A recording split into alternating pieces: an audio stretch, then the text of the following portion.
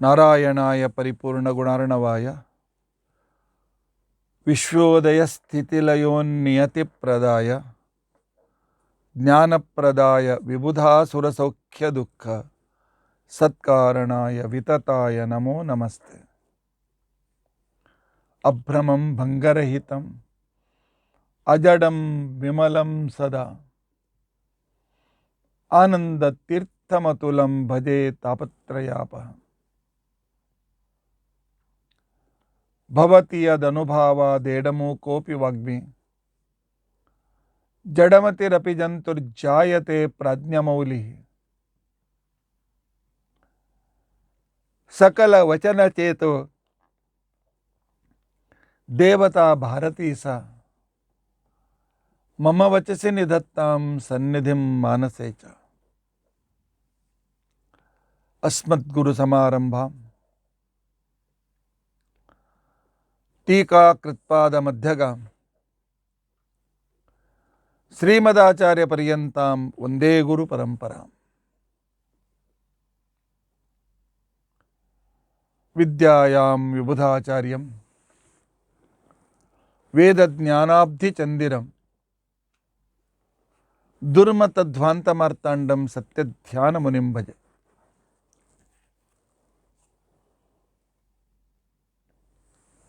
पञ्चाशद्वर्षपर्यन्तं सततं रामपूजकः श्रीसत्यप्रमोदगुरुराट् भासतां नो हृदम्बरे। बन्धुस्त्वं गुरुरिष्टदैवतमिति त्वत्पादपङ्केरुहं प्राप्तं मां परिपालयेति सततं याचे निबद्धाञ्जलिः। चित्तं मद्गुणदोषचिन्तनविधौ नूनं मनाङ्मा कृताः।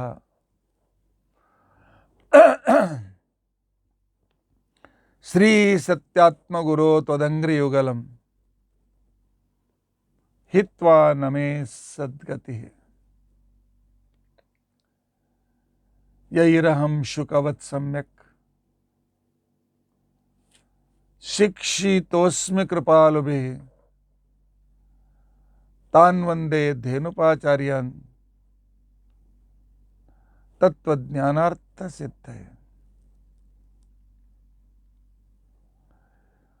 श्रीगुरुभ्यो नमः। हरिः ओम हरिः ओम हरिः ओम। स्वस्तिस्तु अशेषसन्मङ्गलानि सन्तु। श्लोकैकश्रवणपठनमात्रेण वक्तुश्च श्रोतॄणां निखिलकलिकृतकल्मषापनोदनपटुतरे धर्माद्यखिलपुरुषार्थसाधनीभूते अद्य श्रीमद्भागवते अद्य श्री रुद्र नामकचमक विवरणारंभे सति किंचित पूर्वकथानुवादः। हरिः ओम हरिः ओम हरिः ओम। हरे राम राम राम हरे हरे, हरे कृष्णा कृष्ण कृष्ण हरे हरे, हरे राम राम राम हरे हरे, हरे कृष्णा कृष्ण कृष्ण हरे हरे,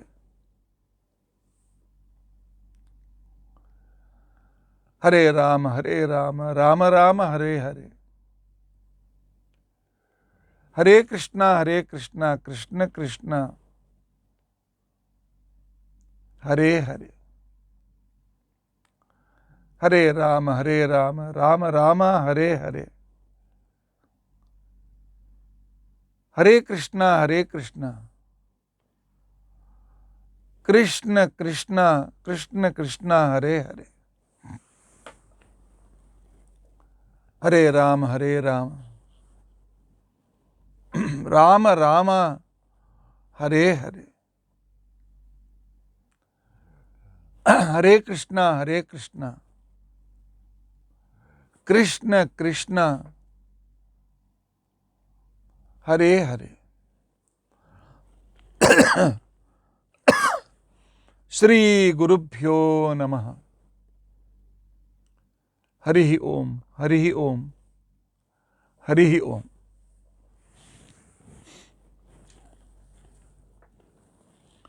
ನಿನ್ನೆ ನಮೋ ಹಿರಣ್ಯಬಾಹವೇ,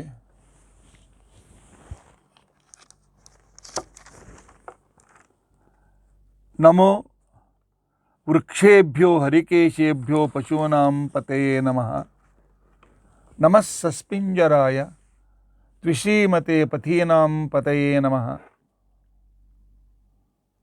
ಅನ್ನುವ ವಿಶೇಷಣಗಳ ವಿವರಣೆಯನ್ನು ನಾವು ತಿಳಿದುಕೊಳ್ಳೋದಕ್ಕೋಸ್ಕರ ಪ್ರಯತ್ನ ಮಾಡಿದ್ದೇವೆ. ಇವತ್ತು ನನ್ನ ಮಗಳು ನನಗೆ ಪ್ರಶ್ನೆ ಮಾಡಿದಳು. ತಪ್ಪದೇ ದಿನಾಲು ಕೇಳಿ ದಿನಾಲು ಇದರ ಬಗ್ಗೆ ಚರ್ಚೆಯನ್ನು ಮಾಡ್ತಕ್ಕಂಥ ಅಭ್ಯಾಸ ಇಟ್ಕೊಂಡಿದ್ದಾಳೆ ಅವಳು. ಹಿರಣ್ಯ ಬಾಹವೆ ಅಂತಿಕೊಂಡಂತನ್ನುವುದಲ್ಲಿ ನರಸಿಂಹದೇವರನ್ನು ಯಾಕೆ ತೆಗೆದುಕೊಳ್ಬಾರ್ದು? ಯಾಕೆಂದರೆ ಯಸ್ಯ ಬಾಹು ಹಿರಣ್ಯ ಹಿರಣ್ಯಕಶಿಪು ಸಹ ಹಿರಣ್ಯಬಾಹು.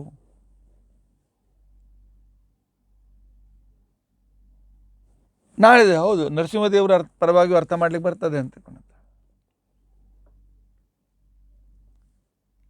ಎಲ್ಲ. ಇಲ್ಲಿ ರುದ್ರಾಂತರ್ಗತ ರುದ್ರದೇವರ ಆರಾಧ್ಯ ರಾಮದೇವರ ಸ್ತೋತ್ರವನ್ನು ಹೊಂದಿಸಾದಾಗ ಇನ್ನು ರುದ್ರಾಂತರ್ಗತ ರುದ್ರದೇವರ ಆ ಬಿಂಬಮೂರ್ತಿ ನರಸಿಂಹದೇವರಲ್ಲೇನೋ ಈ ಸಂಪೂರ್ಣ ರುದ್ರವನ್ನು ನರಸಿಂಹದೇವರ ಪರವಾಗಿ ಯಾಕೆ ಅರ್ಥ ಮಾಡಬಾರ್ದು? ಅದು ಕೂಡ ಮಾಡ್ಲಿಕ್ಕೆ ಬರ್ತದೆ.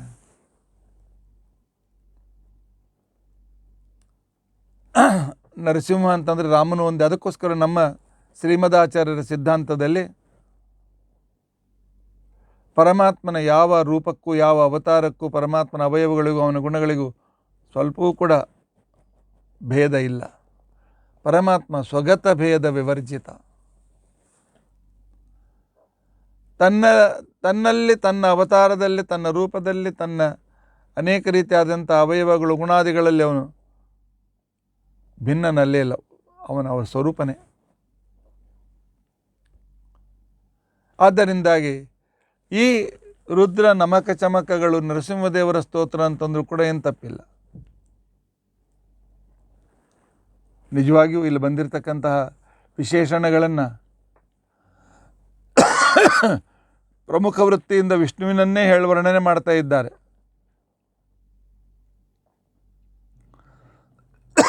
ಆದರೆ ಆಯಾ ದೇವತೆಗಳಿಗೂ ಪರಮಾತ್ಮನ ಸ್ತೋತ್ರ ಈ ಮಂತ್ರದಿಂದ ಮಾಡಿ ಅಂತ ತಿಳ್ಕೊಂಡಂತೇಳಿ ಪರಮಾತ್ಮನ ಅನುಜ್ಞೆ ಇರೋದರಿಂದ ರುದ್ರದೇವರ ಸ್ತೋತ್ರವು ಕೂಡ ಇದು ಆಗ್ತದೆ ಅಂತ ತಿಳ್ಕೊಂಡಂತೇಳಿ ನಾವು ಚಿಂತನೆಯನ್ನು ಮಾಡ್ತಾ ಇದ್ದೇವೆ. ನಮೋ ಬಭ್ಲುಷಾಯ ವಿವ್ಯಾಧಿನೇ ಅನ್ನಾನಾಂ ಪತಯೇ ನಮಃ. ಈ 15ನೇ ಮಂತ್ರದಲ್ಲಿ ಮತ್ತೆ 3 ವಿಶೇಷಣಗಳು. ಪರಮಾತ್ಮನಿಗೆ ಬಭ್ಲುಷಾಯ ಅಂತ ಹೇಳಿ ಕರೆದಿದ್ದಾರೆ. ನಿಜವಾದ ಇದು ವಿಷ್ಣುವಿಗೆ ವಿಶೇಷಣ, ಇದು ರುದ್ರದೇವರು ವಿಶೇಷಣ ಆಗೋದಿಲ್ಲ. ಆದರೂ ಅವರು ಪರಮಾತ್ಮನ ಭಕ್ತರು ಅಂತ ತಿಳ್ಕೊಂಡಂತೇಳಿ ಅವರಲ್ಲಿ ಈ ವಿಶೇಷಣವನ್ನು ಅರ್ಥ ಮಾಡಲಿಕ್ಕೆ ಬರ್ತದೆ. ಬಬ್ಲು ಅಂದರು ಒಂದೇ, ಬಭ್ರು ಅಂದರು ಒಂದೇ. ಸಂಸ್ಕೃತದಲ್ಲಿ ಲ ರ ಅಕ್ಷರಗಳಿಗೆ ಭೇದವಿಲ್ಲ. ಲ ಇದ್ದಲ್ಲಿ ರ ಉಚ್ಚಾರಣೆ ಮಾಡ್ಬೋದು, ರ ಇದ್ದಲ್ಲಿ ಲ ಉಚ್ಚಾರಣೆ ಮಾಡ್ಬೋದು. ಇದು ಸಂಸ್ಕೃತ ವ್ಯಾಕರಣದ ನಿಯಮ. ಆದ್ದರಿಂದಾಗಿ ನಮೋ ಬಭ್ರು ಶಾಯ. ಬಭ್ರು ಅಂತ ತಿಳ್ಕೊಂಡಂತಂದ್ರೆ ಏನು? ಸಿದ್ಧಾಂತ ಕೌಮುದಿಕಾರರು ಕೊಟ್ಟಿರ್ತಕ್ಕಂತಹ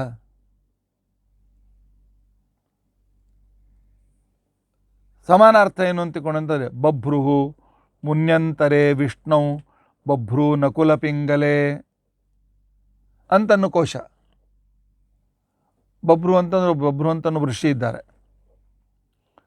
ಎರಡನೇದು ಬಭ್ರು ಶಬ್ದ ವಿಷ್ಣುವಿನಲ್ಲಿದೆ, ವಿಷ್ಣುವಿನನ್ನು ಹೇಳ್ತದೆ.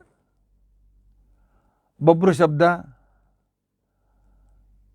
ಈ ನಕುಲನನ್ನು ಕೂಡ ಹೇಳ್ತದೆ. ನಕುಲ ಅಂತಕೊಂಡಂತಂದರೆ ಈ ರಾಮಚಂದ್ರನ ತಮ್ಮ ಪಾಂಡವರ ನಕುಲನಲ್ಲ. ನಕುಲ ಅಂತ್ಯಕೊಂಡಂತಂದರೆ ಮುಂಗಸಿ. ಪಿಂಗಲ ಅಂತಂದ್ರೆ ಹಳದಿ ಬಣ್ಣ. ಈ ಅರ್ಥದಲ್ಲಿ ಬಭ್ರು ಅಂತನ್ನೋ ಶಬ್ದ ಇದೆ ಅಂತ ತಿಳ್ಕೊಂಡಂತ ಹೇಳಿ ಕೌಮುದಿ ಕೋಶ ಹೇಳ್ತಾರೆ. ಅಮರಕೋಶ ಬಿಡಾಲೆ ನಕುಲೆ ವಿಷ್ಣು ಬಭ್ರುಶ್ಚಾತ್ ಪಿಂಗಲೆ ತ್ರಿಷು. ಬೆಕ್ಕು, ಮುಂಗುಲಿ, ಪರಮಾತ್ಮ ಮತ್ತು ಹಳದಿ ಈ ಅರ್ಥದಲ್ಲಿ ಬಭ್ರು ಶಬ್ದ ಇದೆ ಅಂತ ತಿಳ್ಕೊಂಡಂತೇಳಿ ಅಮರಕೋಶದಲ್ಲಿ ವಿವರಣೆಯನ್ನು ಮಾಡಿದ್ದಾರೆ. ಆದ್ದರಿಂದಾಗಿ ಬಭ್ರುಷಾಯ ಅಂತ ತಿಳ್ಕೊಂಡಂತಂದರೆ ಬಭ್ರೋಹೋ ವಿಷ್ಣೋಹೋ, ಶಂ ಅಂದರೆ ಸುಖಂ, ಬಭ್ರುಷ ಆಯಿತು. ಅದನ್ನು ಅಯತಿ ಅನುಭವತಿ. ವಿಷ್ಣುವಿಗೂ ರಾಮಚಂದ್ರನಿಗೂ ಯಾವ ಅಂತರವಿಲ್ಲದೆ ಇದ್ದದರಿಂದಾಗಿ ತನ್ನ ಮೂಲ ರೂಪದ ಸುಖವನ್ನು ಈ ರಾಮರೂಪದಲ್ಲಿಯೂ ಕೂಡ ಅಷ್ಟೇ ಆನಂದ ಸುಖಗಳನ್ನು ಹೊಂದುತ್ತಾನೆ. ಆದ್ದರಿಂದಾಗಿ ರಾಮಚಂದ್ರನಿಗೆ ಬಭ್ರುಷಾಯ ಅಂತ ತಿಳ್ಕೊಂಡಂತೇಳಿ ಹೆಸರು.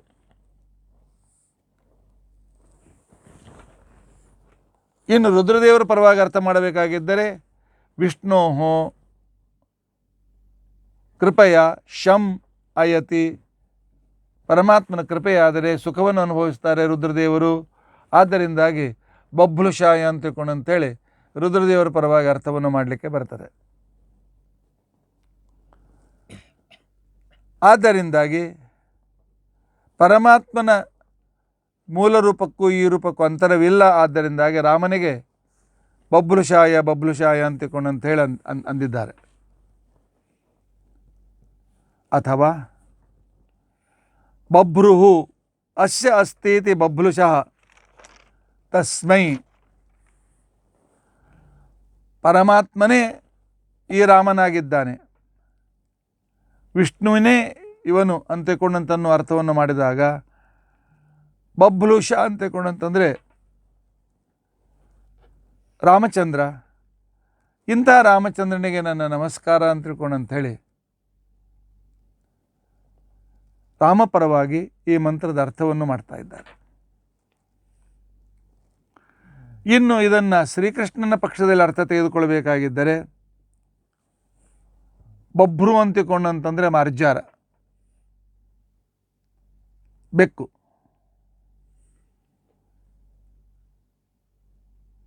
ತಸ್ಯ ಸುಖಂ ಅಯತಿ ದದಾತಿ. ಆ ಬೆಕ್ಕಿಗೆ ಆನಂದವನ್ನು ಕೊಡ್ತಾನೆ. ಆದ್ದರಿಂದಾಗಿ ಅವನಿಗೆ ಶ್ರೀಕೃಷ್ಣ ಅಂತಿಕೊಂಡಂತ ಹೆಸರು. ಪರಮಾತ್ಮ ಏನು ಮಾಡ್ತಿದ್ದ? ಯಾರು ಅತ್ಯಂತ ಜಿಪುಣರು ಇರ್ತಾ ಇದ್ದರು, ಯಾರು ದೇವರ ಹೆಸರಿಗೆ ನೈವೇದ್ಯ ತೋರಿಸ್ತಿರಲಿಲ್ಲ, ಅವರ ಮನೆಗೆ ಹೋಗಿ ಆ ಬೆಣ್ಣೆಯನ್ನು ಗಡಿಗೆಯನ್ನು ಹೊರಗೆ ತಂದು ಬೆಕ್ಕುಗಳಿಗೆ, ಮಂಗಗಳಿಗೆ, ತನ್ನ ಗೆಳೆಯರಿಗೆ ಈ ರೀತಿಯಾಗಿ ತಿಳಿಸ್ತಾ ಇದ್ದ. ಇಂಥ ಬಭ್ರುಷಾಯ ತನ್ನ ಬೆಣ್ಣೆ ನವನೀತದಿಂದ ಆ ಬೆಕ್ಕುಗಳನ್ನು ಕೂಡ ಸಂತೋಷಪಡಿಸಿದ್ದರಿಂದಾಗಿ ಬಭ್ರುಷಾಯ ಅಂತಿಕೊಂಡಂತ ಶ್ರೀಕೃಷ್ಣ ಅಂತಿಕೊಂಡಂತ ಅರ್ಥವಾಗ್ತದೆ. ಆದ್ದರಿಂದಾಗಿ ಈಗ ಸದ್ಯಕ್ಕೆ ಮಹಾನುಭಾವರಾಗಿರ್ತಕ್ಕಂತಹ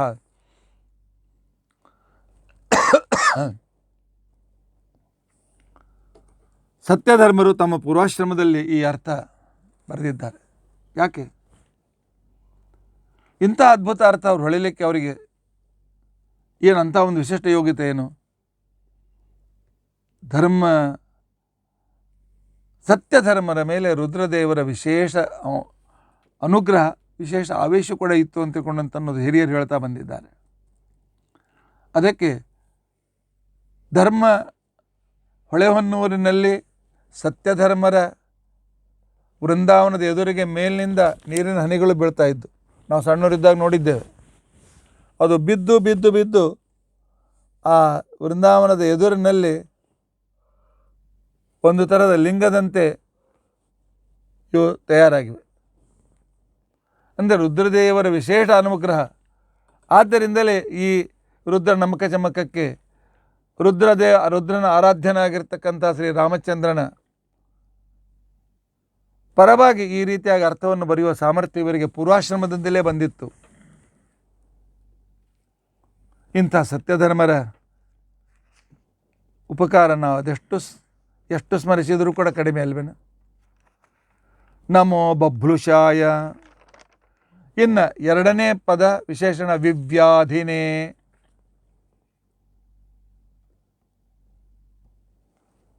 ವಿವ್ಯಾಧ, ವ್ಯಾಧ ಅಂತಂದರೆ ವಿರಾಧ. ಸೀತೆಯನ್ನು ಅಂದರೆ ಸೀತಾಕೃತಿಯನ್ನು ರಾವಣ ಅಪಹರಣ ಮಾಡಿಕೊಂಡು ಹೋದ ನಂತರ ರಾಮ ಲಕ್ಷ್ಮಣರು ಮುಂದುವರಿದಾಗ ಆ ಕಾಲದಲ್ಲಿ ವಿರಾಧ ಅಂತಿಕೊಂಡಂತಕ್ಕಂಥ ಒಬ್ಬ ರಾಕ್ಷಸ ಈ ರಾಮಲಕ್ಷ್ಮಣರನ್ನು ಹಿಡಿತಾನೆ. ವಿಶಾಲವಾದ ಶರೀರ,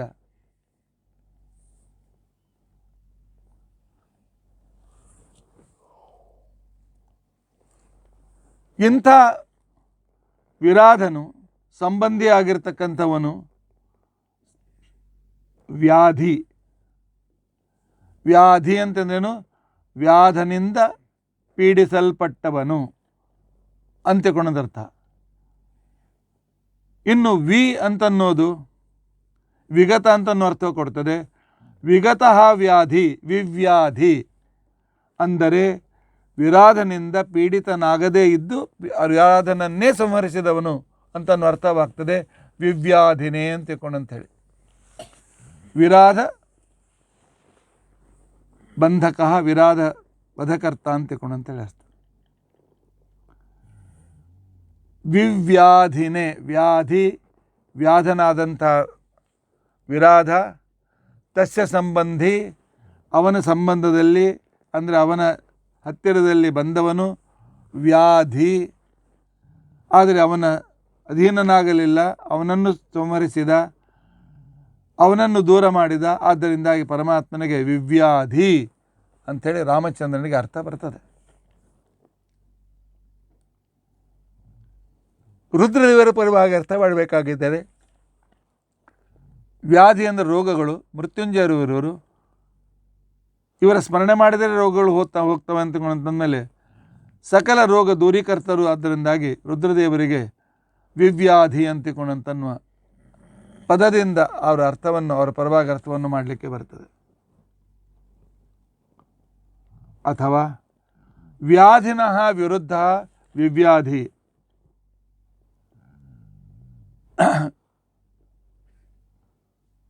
ಅಂದರೆ ವಿರಾಧನಿಂದ ಪೀಡಿತರಾಗಿರ್ತಕ್ಕಂಥ ಋಷಿಮುನಿಗಳನ್ನ ಆ ವಿರಾಧನ ನಾಶಪಡಿಸಿ ಅವರನ್ನು ಸಂರಕ್ಷಣೆ ಮಾಡಿದ್ದರಿಂದಾಗಿ ಶ್ರೀರಾಮಚಂದ್ರನಿಗೆ ವಿವ್ಯಾಧಿನೇ ಅಂತ ತಿಳ್ಕೊಂಡಂತೇಳಿ ಹೆಸರು. ಇನ್ನು ಇದನ್ನೇ ಶ್ರೀಕೃಷ್ಣನ ಪರವಾಗಿ ಅರ್ಥ ಮಾಡಬೇಕಾಗಿದ್ದರೆ ವ್ಯಾಧ ಏಕಲವ್ಯ. ಏಕಲವ್ಯ ಇನ್ನೋಸೆಂಟ್ ಹುಡುಗ ಅಂತ, ಬಾಲಕ ಅಂತ ಅರ್ಥ ಮಾಡಿದ್ರು. ಸ್ವಾತಂತ್ರ್ಯ ಉತ್ತರದ ಲೇಖಕರು ಬ್ರಾಹ್ಮಣರ ನಿಂದೆ ಮಾಡೋದಕ್ಕೋಸ್ಕರ, ಬ್ರಾಹ್ಮಣರು ನೋಡ್ರಿ ವ್ಯಾಧರನ್ನು ಎಷ್ಟು ಪೀಡಿಸಿದ್ದಾರೆ ಅಂತ ತೋರಿಸೋದಕ್ಕೋಸ್ಕರ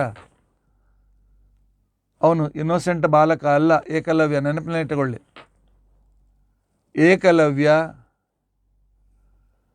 ಪೈಶಾಚಕ ಅಂತಿಕೊಂಡಂಥೇಳಿ ಒಂದು ಟೆರರಿಸ್ಟ್ ಗ್ರೂಪ್. ಆ ಟೆರರಿಸ್ಟ್ ಗುಂಪಿನ ಮುಖಂಡ ಏಕಲವ್ಯ, ಇನ್ನೋಸೆಂಟ್ ಅಲ್ಲ. ಅವನು ದ್ರೋಣಾಚಾರ್ಯರ ಹತ್ರ ಶಸ್ತ್ರವನ್ನು ಕಲಿತಾನೆ, ಕರ್ಣನೂ ಕಲಿತಾನೆ. ಅಸ್ತ್ರದ ವಿಷಯ ಬಂದಾಗ ನಿಮಗೆ ಅದನ್ನು ಉಪದೇಶ ಮಾಡೋದಿಲ್ಲ ಅಂತ ಹೇಳಿ, ಯಾಕೆ ಇವರಿಬ್ಬರು ಮಹಾಸ್ವಾರ್ಥಿಗಳು, ಜಗತ್ತಿನ ವಿನಾಶಕ್ಕೋಸ್ಕರ ಅಸ್ತ್ರಗಳನ್ನು ಉಪಯೋಗಿಸ್ತಾರೆ. ಇಂಥವರ ಕೈಯಲ್ಲಿ ಅಸ್ತ್ರ ಕೊಟ್ಟು ಪ್ರಯೋಜನವಿಲ್ಲ ಅಂತ ವಿಚಾರ ಮಾಡಿ ದ್ರೋಣಾಚಾರ್ಯರು ನಿಮಗೆ ಅಸ್ತ್ರವಿದ್ಯೆ ಹೇಳಿಕೊಡೋದಿಲ್ಲ ಅಂತಂದಾಗ ಕರ್ಣ ಪರಶುರಾಮ ದೇವರ ಹತ್ರ ಹೋಗಿ ಕಳ್ಳತನದಿಂದ ಸುಳ್ಳು ಹೇಳಿ ಅಸ್ತ್ರವಿದ್ಯೆಯನ್ನು ಕಲಿತಾರೆ. ಏಕಲವ್ಯ ಅರ್ಜುನಾದಿಗಳಿಗೆ ಉಪದೇಶ ಮಾಡುವಾಗ ಮರೆಯಲ್ಲಿ ನಿಂತುಕೊಂಡು ಆ ಮಂತ್ರ ಕೇಳಿಸಿಕೊಂಡು ಅದನ್ನು ಸಾಧನೆ ಮಾಡಿ ಗುರುವಿನ ಮೂರ್ತಿಯನ್ನು ಸ್ಥಾಪನೆ ಮಾಡಿ ಅಲ್ಲಿ ಸಾಧನೆಯನ್ನು ಮಾಡಿ ಅಸ್ತ್ರವಿದ್ಯೆಯನ್ನು ಕಲಿತಿದ್ದಾರೆ. ಕಳ್ಳತನದಿಂದ ಕಲಿತಿದ್ದಾನೆ. ಇಂತಹ ವ್ಯಾಧನಿಗೆ ದೂರ ಮಾಡಿರ್ತಕ್ಕಂಥ ವ್ಯಕ್ತಿ ಮುಂದೆ ಜರಾಸಂಧನ ಜೊತೆಗೆ ಕೃಷ್ಣನ ಮೇಲೆ ಆಕ್ರಮಣ ಮಾಡಿದಾಗ ಕೃಷ್ಣನ ಬಾಣದಿಂದ ಏಕಲವ್ಯ ಹತನಾಗ್ತಾನೆ. ಆದ್ದರಿಂದಾಗಿ ಶ್ರೀಕೃಷ್ಣನಿಗೆ ವಿವ್ಯಾಧಿ ಅಂತ ಕೂಡ ಹೆಸರು. ಇಂಥ ವಿವ್ಯಾಧಿನೇ ಅಂದರೆ ಪರಮಾತ್ಮ ಪರವಾಗಿ ಅಷ್ಟು ಸುಲಭವಾಗಿ ಅರ್ಥ ಆಗ್ತದೆ ಅಂತ ಅನ್ನೋದನ್ನು ನಾವು ವಿಚಾರ ಮಾಡ್ತಾ ಕೂತ್ಕೊಂಡಿದ್ರೆ ನಮಗೆ ಅರ್ಥ ಉಳಿತಿರಲಿಲ್ಲ. 2 ಏಕಾದಶಿಯ ನಂತರ ದ್ವಾದಶಿ ಸ್ವಲ್ಪ ಆಲಸ್ಯ ಹಾಕ್ಲಿಕ್ಕೆ ಬರ್ತಾ ಇದೆ, ಅದು ದೂರ ಮಾಡ್ತೇನೆ. ಆದ್ದರಿಂದ ವಿವ್ಯಾಧಿನಿ ಅಂತ ತಿಳ್ಕೊಂಡಂತಂದರೆ ವಿರಾಧನನ್ನು ಸಂಹರಿಸಿದ ಶ್ರೀರಾಮಚಂದ್ರ, ವ್ಯಾಧನಾದ ಏಕಲವ್ಯನನ್ನು ಸಂಹರಿಸಿದ ಶ್ರೀಕೃಷ್ಣ,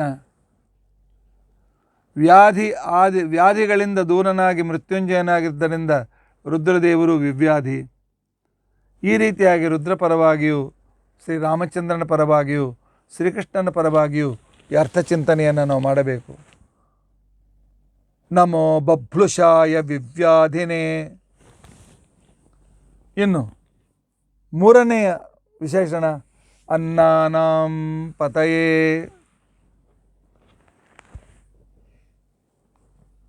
ಅನ್ನ ಅಂತಿಕೊಂಡಂತಂದರೆ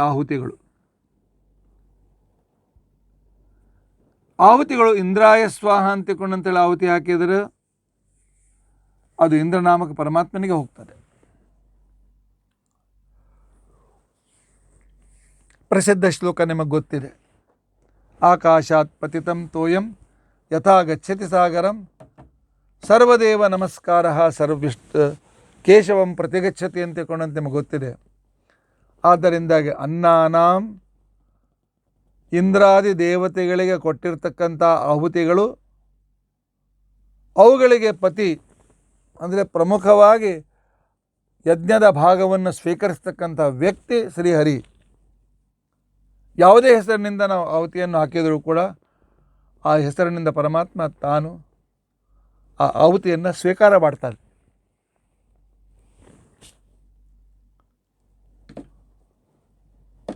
ಹಾಗೆ ಹಿಂದಕ್ಕೆ ಭೃಗು ಋಷಿಗಳೇ ಮೊದಲಾಗಿರ್ತಕ್ಕಂಥ ಋಷಿಗಳು ಯಜ್ಞ ಮಾಡ್ತಾ ಇರುವಾಗ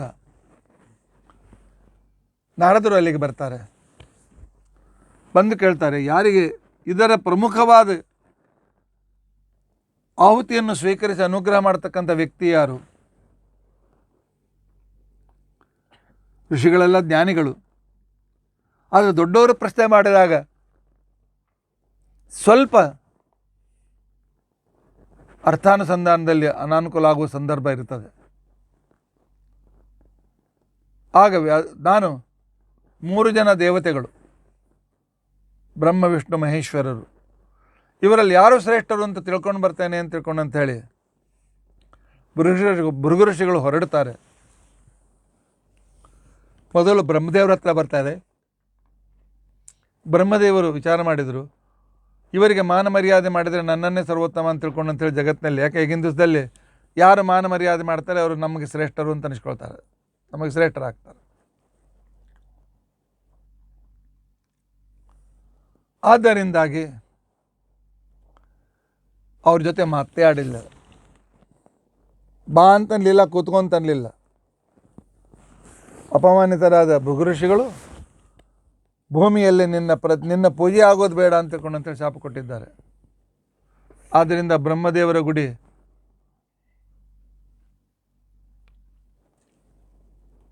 ಪುಷ್ಕರದಲ್ಲಿ ಮಾತ್ರ. ಉಳಿದ ಕಡೆಯಲ್ಲಿ ಉಳಿದ ಜನರು ಯಾವುದೋ ಒಂದು ಕಲ್ಲನ್ನು ಸ್ಥಾಪನೆ ಮಾಡಿ ಭರ್ಮಪ್ಪ ಭರ್ಮಪ್ಪ ಅಂತ ಪೂಜೆ ಮಾಡ್ತಾರೆ, ಇದೇ ಬ್ರಹ್ಮಪ್ಪ.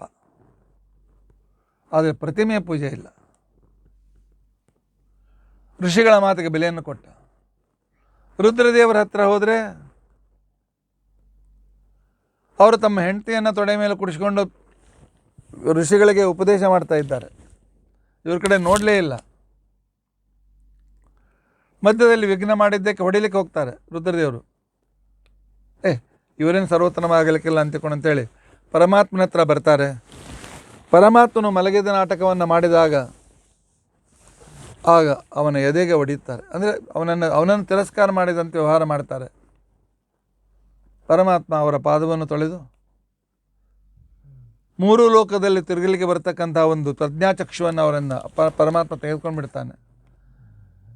ದೇವತೆಗಳು ಅಪಮಾನ ಮಾಡಿದ್ರಿಂದ ನಿನ್ನ ಸಾಮರ್ಥ್ಯ ಹೋಗಿದೆ ಅಂತ ಅನ್ನೋದನ್ನು ಸೂಚನೆ ಮಾಡೋದಕ್ಕೋಸ್ಕರ.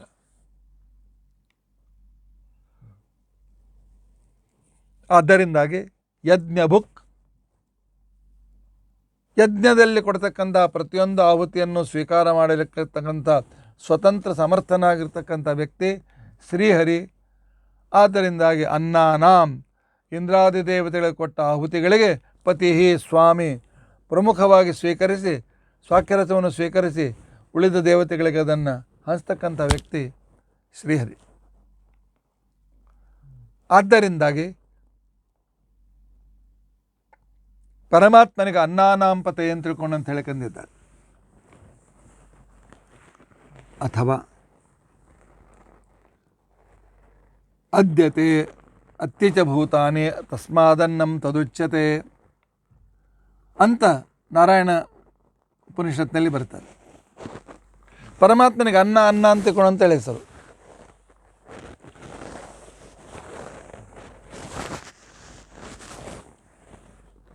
ಯಾಕೆ? ಅನ್ನ ಉಂಡು ನಾವು ಜೀವಂತ ಉಡ್ತೇವೆ. ಅನ್ನವನ್ನು ಉಪಜೀವಿಸಿಕೊಂಡಿದ್ದವರು ನಾವು, ನಮಗೆ ಉಪಜೀವ್ಯ ಅನ್ನ. ಹಾಗೆ ದೇವತೆಗಳೂ ಕೂಡ ಪರಮಾತ್ಮನು ಕೊಟ್ಟರೆ ಇದೆ, ಇಲ್ಲದೇ ಇದ್ದರೆ ಇಲ್ಲ ಅಂತಿಕೊಂಡಂತೆ ಅವನನ್ನು ಉಪಜೀವಿಸಿದ್ದರಿಂದಾಗಿ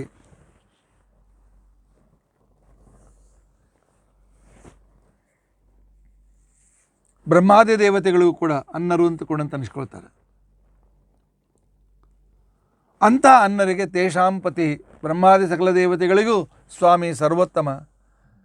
ಆದ್ದರಿಂದಾಗಿ ಶ್ರೀಹರಿ ಶ್ರೀರಾಮಚಂದ್ರ ನೀನು ಲಕ್ಷ್ಮಿಯೇ ಬ್ರಹ್ಮಾದಿ ದೇವತೆಗಳಿಗೂ ಕೂಡ ಆರಾಧ್ಯನಾಗಿದ್ದೆ ಅಂಥೇಳಿ ರಾಮಚಂದ್ರನನ್ನು ವಿಶ್ವಾಮಿತ್ರರು ಸ್ತೋತ್ರ ಮಾಡ್ತಾ ಇದ್ದಾರೆ. ಅನ್ನಾನಾಂ ಪತಯೇ ಅಥವಾ ಪರಮಾತ್ಮನ ಅನ್ನಾನಾಂ ಜಗತ್ತಿಗೆ ಅನ್ನ ಅಂತ ಅನಿಸ್ಕೊಂಡಿರ್ತಕ್ಕಂಥ ಯಾರನ್ನು ಜಗತ್ತು ಅವಲಂಬಿಸಿಕೊಂಡಿದೆ ಅಂತಹ ಶ್ರೀಕೃಷ್ಣಾದಿ ಭಗವಂತನ ಅನೇಕ ರೂಪಗಳು. ಆ ಅನೇಕ ರೂಪಗಳಲ್ಲಿ ಯಾವುದಕ್ಕೂ ಮತ್ತು ರೂಪಗಳಿಗೆ ಭಿನ್ನ ಇಲ್ಲ. ಆದ್ದರಿಂದಾಗಿ ತಾದಾತ್ಮ್ಯದಿಂದ ಪತಿ ಪತ್ನಿಯರಲ್ಲಿ ಹೇಗೆ ತಾದಾತ್ಮ್ಯ ಇರ್ತದೆ, ಆ ರೀತಿಯಾಗಿ ಅನ್ನಾನಾಂ ಪತಿ ಅಂತಿಕೊಂಡಂತೇಳಿ ಪರಮಾತ್ಮ ತನ್ನ ಕೃಷ್ಣಾದಿ ಅನೇಕ ರೂಪಗಳಿಂದ ಅಭಿನ್ನನಾಗಿದ್ದಾನೆ. ಆದ್ದರಿಂದಾಗಿ ಪರಮಾತ್ಮನಿಗೆ ಅನ್ನಾನಾಂ ಪತೆ ಅಂತೇಳಿ ಕರೀತಾರೆ. ಇಂತಹ ಶ್ರೀರಾಮಚಂದ್ರ ಅನ್ನಾನಾಂ ಪತಿ. ತಾನು ಅಯೋಧ್ಯೆಯ ಇರುವಾಗ ದಿನಾಲು ಪ್ರತಿಯೊಂದು ಮನೆಯಲ್ಲಿ ತಿರುಗಾಡಿ ಯಾರಿಗೆ ಊಟಕ್ಕೆಲ್ಲ ಅವ್ರಿಗೆ ವ್ಯವಸ್ಥೆಯನ್ನು ಮಾಡ್ತಾ ಇದ್ದ. ಯಾಕೆ? ಅನ್ನಾನಾಂ ಪತಿ ಇವನು.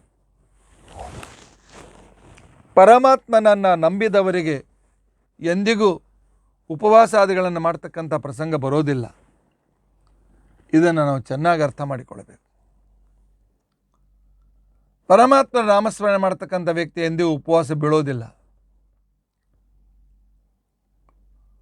ಇದು ಅತ್ಯಂತ ಸತ್ಯವಾಗಿರ್ತಕ್ಕಂಥ ಮಾತು. ಇನ್ನು ಅನ್ನಾನಾಂ ಪತೆ ಅಂತನ್ನೋದನ್ನು ಕೃಷ್ಣ ಪರವಾಗಿ ಅರ್ಥ ಮಾಡಬೇಕಾಗಿದ್ದರೆ ಅನ್ನಾನಾಂ ಯಜ್ಞಪತ್ನಿಯರು ಇವನೇ ಮುಖ್ಯ ಆರಾಧ್ಯ ಅಂತೇಳಿ ತಿಳಿದುಕೊಂಡು ನೈವೇದ್ಯಕ್ಕೆ ಇಡುವ ಪಾತ್ರೆಯಲ್ಲಿರುವ ಅನ್ನ ಆಹಾರವನ್ನು ತೆಗೆದುಕೊಂಡು ಬಂದು ಶ್ರೀಕೃಷ್ಣನಿಗೆ ಬಡಿಸಿದರು. ಅಂತಹ ಅನ್ನಕ್ಕೆ ಇವನು ಪತಿ ಸ್ವಾಮಿ. ಅವರು ತಂದುಕೊಟ್ಟ ಅನ್ನಕ್ಕೆ ಇವನೇ ಮುಖ್ಯ. ಅದನ್ನು ಸ್ವೀಕರಿಸಲಿಕ್ಕೆ ಯೋಗ್ಯನಾಗಿರ್ತಕ್ಕಂಥ ಪರಮಾತ್ಮನೇ ಪ್ರಮುಖನಾಗಿರ್ತಕ್ಕಂಥ ವ್ಯಕ್ತಿ. ನೈವೇದ್ಯವನ್ನು ಪ್ರಪ್ರಥಮ ಸ್ವೀಕರಿಸುವವನು ಅವನು. ಆದ್ದರಿಂದಾಗಿ ಯಜ್ಞ ಮಾಡತಕ್ಕಂಥ ಬ್ರಾಹ್ಮಣರ ಹೆಂಡತಿಯರು ಅವರು ಅನೇಕ ರೀತಿ ಶ್ರವಣ ಮಾಡಿ ಅರ್ಥ ಮಾಡಿಕೊಂಡಿದ್ದರು. ಎಲ್ಲದಕ್ಕೂ ಮೊದಲ ಅಧಿಕಾರ ಪರಮಾತ್ಮನಿಗಿದೆ, ಏಕೆಂದರೆ ಅವನಿಂದ ಈ ಜಗತ್ತು ಅಂತೇಳಿ. ಅದಕ್ಕೆ ಅವರು ನೈವೇದ್ಯಕ್ಕೆ ಇಟ್ಟಿರ್ತಕ್ಕಂಥ ಅನ್ನದ ಪಾತ್ರೆಗಳನ್ನು ತೆಗೆದುಕೊಂಡು ಬಂದು ಶ್ರೀಕೃಷ್ಣನಿಗೆ ಬಡಿಸಿದ್ದಾರೆ. ಅಂತಹ ತನ್ನನ್ನು ಉಪಜೀವಿಸಿಕೊಂಡಿರ್ತಕ್ಕಂತಹ ಅಥವಾ ತನ್ನ ಅನುಗ್ರಹವನ್ನು ಬಯಸ್ತಕ್ಕಂತಹ ಆ ಯಜ್ಞಪತ್ನಿಯರ ಮೇಲೆ ಪರಮಾತ್ಮ ಅವರ ಸ್ವಾಮಿಯಾಗಿ ವಿಶೇಷವಾದ ರೀತಿಯಲ್ಲಿ ಅನುಗ್ರಹವನ್ನು ಮಾಡಿದ್ದರಿಂದಾಗಿ ಭಗವಂತನಿಗೆ ಅನ್ನಾನಾಂ ಪತೆ ಅಂತ ತಿಳ್ಕೊಂಡು ಅಂತ ಹೇಳಿ ಕರೀತಾರೆ. ಆದ್ದರಿಂದಾಗಿ ನಮೋ ಬಭ್ಳುಷಾಯ ವಿವ್ಯಾಧಿನೇ ಅನ್ನಾನಾಂ ಪತಯೇ ನಮಃ. ಈ ಮೂರೂ ವಿಶೇಷಗಳು ಪ್ರಮುಖವಾದ ರೀತಿಯಲ್ಲಿ ಪರಮ ಮುಖ್ಯ ವೃತ್ತಿಯಿಂದ ಶ್ರೀರಾಮಚಂದ್ರನನ್ನೇ ವಿವರಣೆ ಮಾಡ್ತವೆ ಅಂತನ್ನುವುದನ್ನು ಸತ್ಯಧರ್ಮ ತೀರ್ಥರು ಪುರಾಶ್ರಮದಲ್ಲಿ ನಮಗೆ ತೋರಿಸಿಕೊಟ್ಟಿದ್ದಾರೆ. ಇನ್ನು ಇಂಥ ಪರಮಾತ್ಮ ಹೇಗಿದ್ದಾನೆ?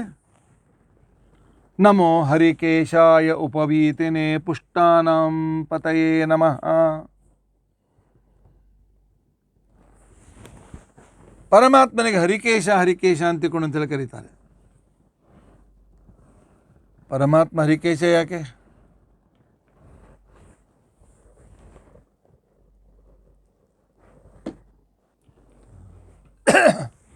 ನಮೋ ಹರಿಕೇಶಾಯ ಉಪವೀತಿನೇ ಪುಷ್ಟಾನಾಂ ಪತಯೇ ನಮಃ. ಮತ್ತೆ ಮೂರು ವಿಶೇಷಣಗಳು. ಹರಿಕೇಶಾಯ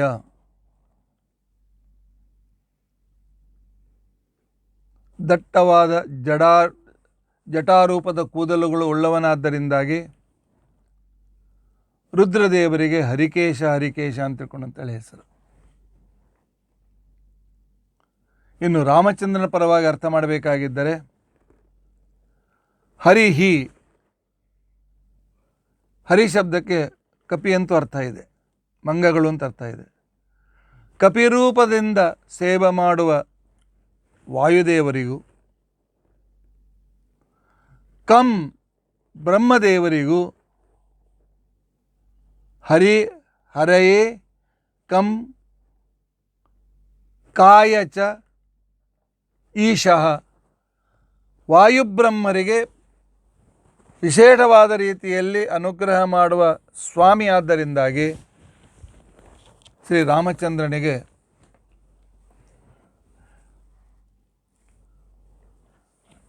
ಹರಿಕೇಶ ಹರಿಕೇಶ ಅಂತ ತಿಳ್ಕೊಂಡು ತಿಳಿಸರು. ಯಾಕೆ? ವಾಯುದೇವರ ವಿಶೇಷ ಸೇವೆಯನ್ನು ತೆಗೆದುಕೊಂಡಿದ್ದಾನೆ ಶ್ರೀರಾಮಚಂದ್ರ. ಇನ್ನು ಬ್ರಹ್ಮದೇವರಿಗೆ ಅವತಾರವಿಲ್ಲ. ಆದರೂ ಕೂಡ ಪರಮಾತ್ಮ ಮೂಲ ರೂಪದಲ್ಲಿ ಬ್ರಹ್ಮದೇವರಿಗೂ ಕೂಡ ವೇದವನ್ನು ಉಪದೇಶ ಮಾಡ್ತಾನೆ. ಆದ್ದರಿಂದಾಗಿ ಶ್ರೀರಾಮಚಂದ್ರನಿಗೆ ಹರಿಕೇಶ ಹರಿಕೇಶ ಅಂತ ತಿಳ್ಕೊಂಡು ಅಂತ ಹೇಳ್ತಾರೆ. ಹರಿಹಿ ಕಂ ಹರಿಶ್ಚ ಕಂಚ ಹರಿಕೌ ಹರಿಕಾಭ್ಯಾಂ ಈಶಃ, ಅವರಿಗೆ ಸ್ವಾಮಿ. ಆದ್ದರಿಂದಾಗಿ ಪರಮಾತ್ಮನಿಗೆ ಹರಿಕೇಶ ಹರಿಕೇಶ ಅಂತ ತಿಳ್ಕೊಂಡು ಅಂತ ಹೆಸರು. ಅಥವಾ ಹರಿಹಿ ಕಪಿಗಳ ರಾಜನಾದಂಥ ಸುಗ್ರೀವ, ಅವನಿಗೆ ಸುಖಕರನಾಗಿ ಅವನ ಸ್ವಾಮಿಯಾಗಿರ್ತಕ್ಕಂಥವನು, ಅವನಿಗೆ ಸುಖದಾತ್ರೆ. ಈಶ ಅಂದರೆ ಈಮ್ ಅಂದರೆ ಜ್ಞಾನ, ಈ ಅಂದರೆ ಸುಖ. ಈ ಸುಖಗಳನ್ನು ಪರಮಾತ್ಮ ಕೊಡ್ತಾನೆ. ಆದ್ದರಿಂದಾಗಿ ಸುಗ್ರೀವನಿಗೆ ರಾಜ್ಯವನ್ನು ಕೊಟ್ಟು ಆನಂದವನ್ನು ಕೊಡ್ತಾನೆ. ಆದ್ದರಿಂದಾಗಿ ಶ್ರೀರಾಮಚಂದ್ರನಿಗೆ ಹರಿಕೇಶ ಅಂತ ತಿಳ್ಕೊಂಡಂತೆ ಇನ್ನೊಂದು ಅರ್ಥ ಇದೆ. ಒಂದು,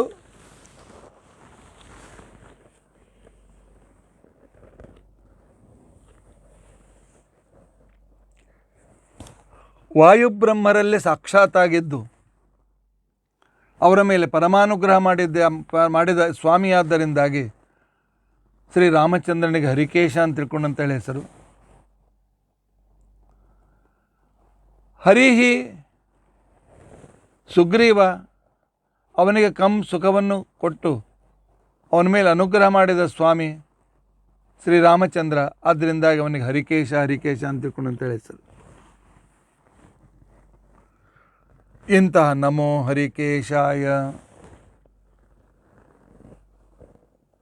ಇನ್ನು ಎರಡನೇ ಪದ ಉಪವೀತಿನೇ. ಪರಮಾತ್ಮನಿಗೆ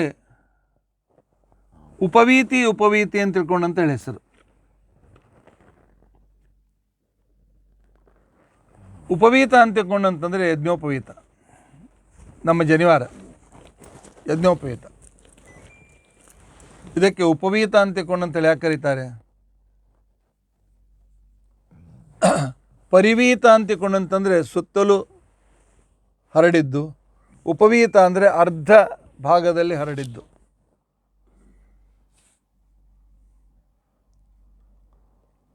ನಮ್ಮ ಯಜ್ಞೋಪವೀತ ಹೇಗೆ ಹಾಕ್ಕೊಳ್ತೇವೆ? ಹೀಗೆ ಹೋಗಿ ಅರ್ಧ ವರ್ತುಲಾಕೃತಿಯಲ್ಲಿ ಯಜ್ಞೋಪವೀತ ಇದೆ.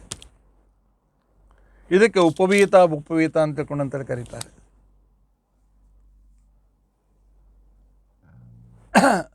ನಾವು ತಾಯಿಯ ಗರ್ಭದಲ್ಲಿದ್ದಾಗ ಕರುಳ ಬಳ್ಳಿ ಅಂತ ತಿಳ್ಕೊಂಡಂತೇನಿದೆ, ಯಾವ ಕರುಳ ಬಳ್ಳಿಯಿಂದ ನಾವು ಸಂರಕ್ಷಿತರಾಗಿರ್ತೇವೆ ಅದು ಹೊಕ್ಕಳಿಂದ ಹೊರಟು ಈ ಯಜ್ಞೋಪವೀತಂತೆ ಎಡಗಲಿನ ಮುಂದೆ ಮೇಲಿನಿಂದ ಹಾಯ್ದು ಹೋಗಿರ್ತದೆ.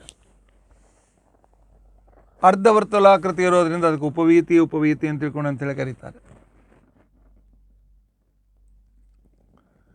ಇನ್ನು ಯಜ್ಞೋಪವೀತಿ, ಯಜ್ಞಕ್ಕೆ ಬೇಕಾದ ಅಧಿಕಾರವನ್ನು ತಂದುಕೊಡ್ತಕ್ಕಂಥದ್ದು ಯಜ್ಞೋಪವೀತ. ಯಜ್ಞೋಪವೀತ ಇಲ್ಲದೆ ಇದ್ರೆ ಹೋಮ ಮಾಡಲಿಕ್ಕೆ ಬರೋದಿಲ್ಲ. ಇಂಥ ಯಜ್ಞೋಪವೀತಿಗಳು ನಾವು.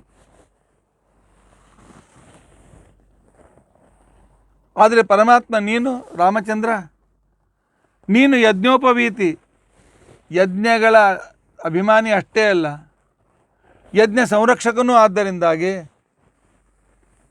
ನಮ್ಮನ್ನು ಯಜ್ಞೋಪವೀತವುಳ್ಳವನನ್ನಾಗೆ ಮಾಡು. ನಮ್ಮನನ್ನು ಯಜ್ಞೋಪವೀತವುಳ್ಳವನನ್ನಾಗೆ ಮಾಡು ಅಂತ ತಿಳ್ಕೊಂಡಂತಂದ್ರೆ ಏನರ್ಥ? ನಾವು ಸುಬಾಹು ಮಾರೀಚಾದಿಗಳ ವಿಘ್ನ ಇಲ್ಲದಂತೆ ಸುರಳಿತವಾಗಿ ನಮ್ಮ ಧರ್ಮಾಚರಣೆಯನ್ನು ಮಾಡೋದಕ್ಕೋಸ್ಕರ ನಮಗೆ ಅನುಕೂಲ ಮಾಡಿಕೊಡು ಪರಮಾತ್ಮ. ಆದ್ದರಿಂದ ನೀನು ಯಜ್ಞೋಪವೀತ ನಮ್ಮನ್ನು ಆ ಯಜ್ಞೋಪವೀತ ಉಳ್ಳ ರೀತಿಯಲ್ಲಿ ಅದನ್ನು ಸಂರಕ್ಷಣೆ ಮಾಡಿಕೊಳ್ಳಬೇಕಾಗಿದ್ದರೆ ಯಜ್ಞಾಗಾದಿಗಳನ್ನು ನಾವು ಮಾಡುವಂತೆ ನಮಗೆ ನೀನು ಸಹಾಯಕನಾಗು. ಆದ್ದರಿಂದ ಯಜ್ಞೋಪವೀತಿನೇ. ಹಿಂದಿನ ಕಾಲಕ್ಕೆ ಮಕ್ಕಳಿಗೆ ತಂದೆ ತಾಯಿ ಅಂತ ಹೇಳ್ತಿದ್ರು, ನಿಮ್ಮ ಯಜ್ಞೋಪವೀತದ ಮಾನ ಆದರೂ ಕಾಯಿರೋ. ಯಜ್ಞೋಪವೀತ ನಿಮ್ಮ ಕೊರಳಲ್ಲಿ ಅದ. ಬ್ರಹ್ಮ ವಿಷ್ಣು ಮಹೇಶ್ವರರು, ಆನಂತರ ಓಂಕಾರ, ಅಗ್ನಿ ಇತ್ಯಾದಿ 9 ದೇವತೆಗಳು, ಅವರ ಸನ್ನಿಧಾನ ನಿಮ್ಮಲ್ಲಿ ಇರೋದರಿಂದಾಗಿ ಆ ದೇವತೆಗಳನ್ನು ಸ್ಮರಣ ಮಾಡಿ ಆ ದೇವತೆಗಳಿಗೆ ಸ್ವಾಮಿಯಾದ ಸೂರ್ಯಾಂತರ್ಗತ ಪರಮಾತ್ಮನಿಗೆ ಅರ್ಘ್ಯವನ್ನು ಕೊಟ್ಟು ಆ ಸೂರ್ಯಾಂತರ್ಗತ ನಾರಾಯಣನನ್ನೇ ಗಾಯತ್ರಿ ಮಂತ್ರದಿಂದ ಧ್ಯಾನ ಮಾಡಿ ನಿಮ್ಮ ಯಜ್ಞೋಪವೀತದ ಮರ್ಯಾದೆಯನ್ನು ಕಾಯ್ಕೊಳ್ಳಿ ಅಂತ ಹೇಳ್ತಿದ್ರು. ಹಿಂದಿನ ಕಾಲದಲ್ಲಿ ಹೇಳ್ತಕ್ಕಂಥ ಒಂದು ಕ್ರಮ ಇದು. ನಿಮ್ಮ ಯಜ್ಞೋಪವೀತ ಮರ್ಯಾದೆ ಕಾಯ್ಕೊಡ್ರು. ಈಗಿನ ಕಾಲಕ್ಕೂ ಜನರಿಗೆ ಇದು ಇದೇ ಮಾತು. ನಿಮ್ಮ ಅಪ್ಪ ಅಮ್ಮನೂ ಸಣ್ಣವರಿದ್ದಾಗ ಮದುವೆ ಮುಂಜಿ ಮಾಡಿದ್ದಾರೆ, ಈಗ ಸಂಧ್ಯಾವನ್ನು ಬಿಟ್ಬಿಟ್ಟಿದ್ದೀರಿ. ಬಿಟ್ಟವ್ರಿಗೆ ನಾನು ಹೇಳ್ತಾ ಇದ್ದೇನೆ. ಆದರೆ ನಾವು ಬಿಟ್ಟರೆ ನಮ್ಮ ಜೀವನ ಯಜ್ಞ ಅಸಫಲವಾಗ್ತದೆ. ಯಜ್ಞೋಪವೀತದ ಧಾರಣೆಯ ಸರಿಯಾದ ಫಲ ನಮಗೆ ಸಿಕ್ಕೋದಿಲ್ಲ, ಯಜ್ಞ ಅದನ್ನು ಮಾಡಲಿಕ್ಕೆ ಆಗದೇ ಇದ್ದರೆ. ಆದರೆ ನಾವು ಮಾಡಲಿಕ್ಕೆ ತಯಾರಿದ್ದೇವೆ, ಸ್ವಭಾವ ಮಾರೀಚರು ಪೀಡಿಸ್ತಾ ಇದ್ದಾರೆ, ಅವರನ್ನು ನಿಯಂತ್ರಿಸಿ ನಾವು ಯಜ್ಞಾದಿಗಳನ್ನು ಮಾಡಿ ಆ ಯಜ್ಞೋಪವೀತಗಳು ನಾವಾಗಿದ್ದೇವೆ ಅಂತಿಕೊಂಡಂತೇಳಿ ನಮಗೆ ಮಾಡುವುದಕ್ಕೋಸ್ಕರ ಅನುಕೂಲ ಮಾಡಿಕೊಡು ಪರಮಾತ್ಮ. ಆದ್ದರಿಂದಾಗಿ ಪರಮಾತ್ಮನಿಗೆ ಯಜ್ಞೋಪವೀತಿ ಅಂತ ತಿಳ್ಕೊಂಡಂತೇಳಿ ಹೆಸರು.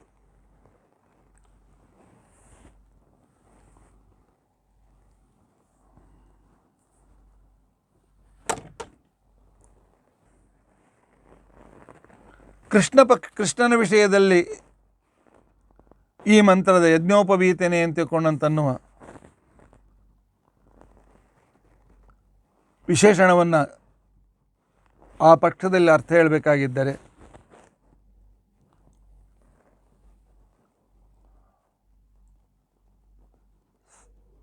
ಯಜ್ಞೋಪವೀತಿನೇ ಪರಮಾತ್ಮ ಅರ್ಜುನನ ಸಾರಥಿಯಾಗಿ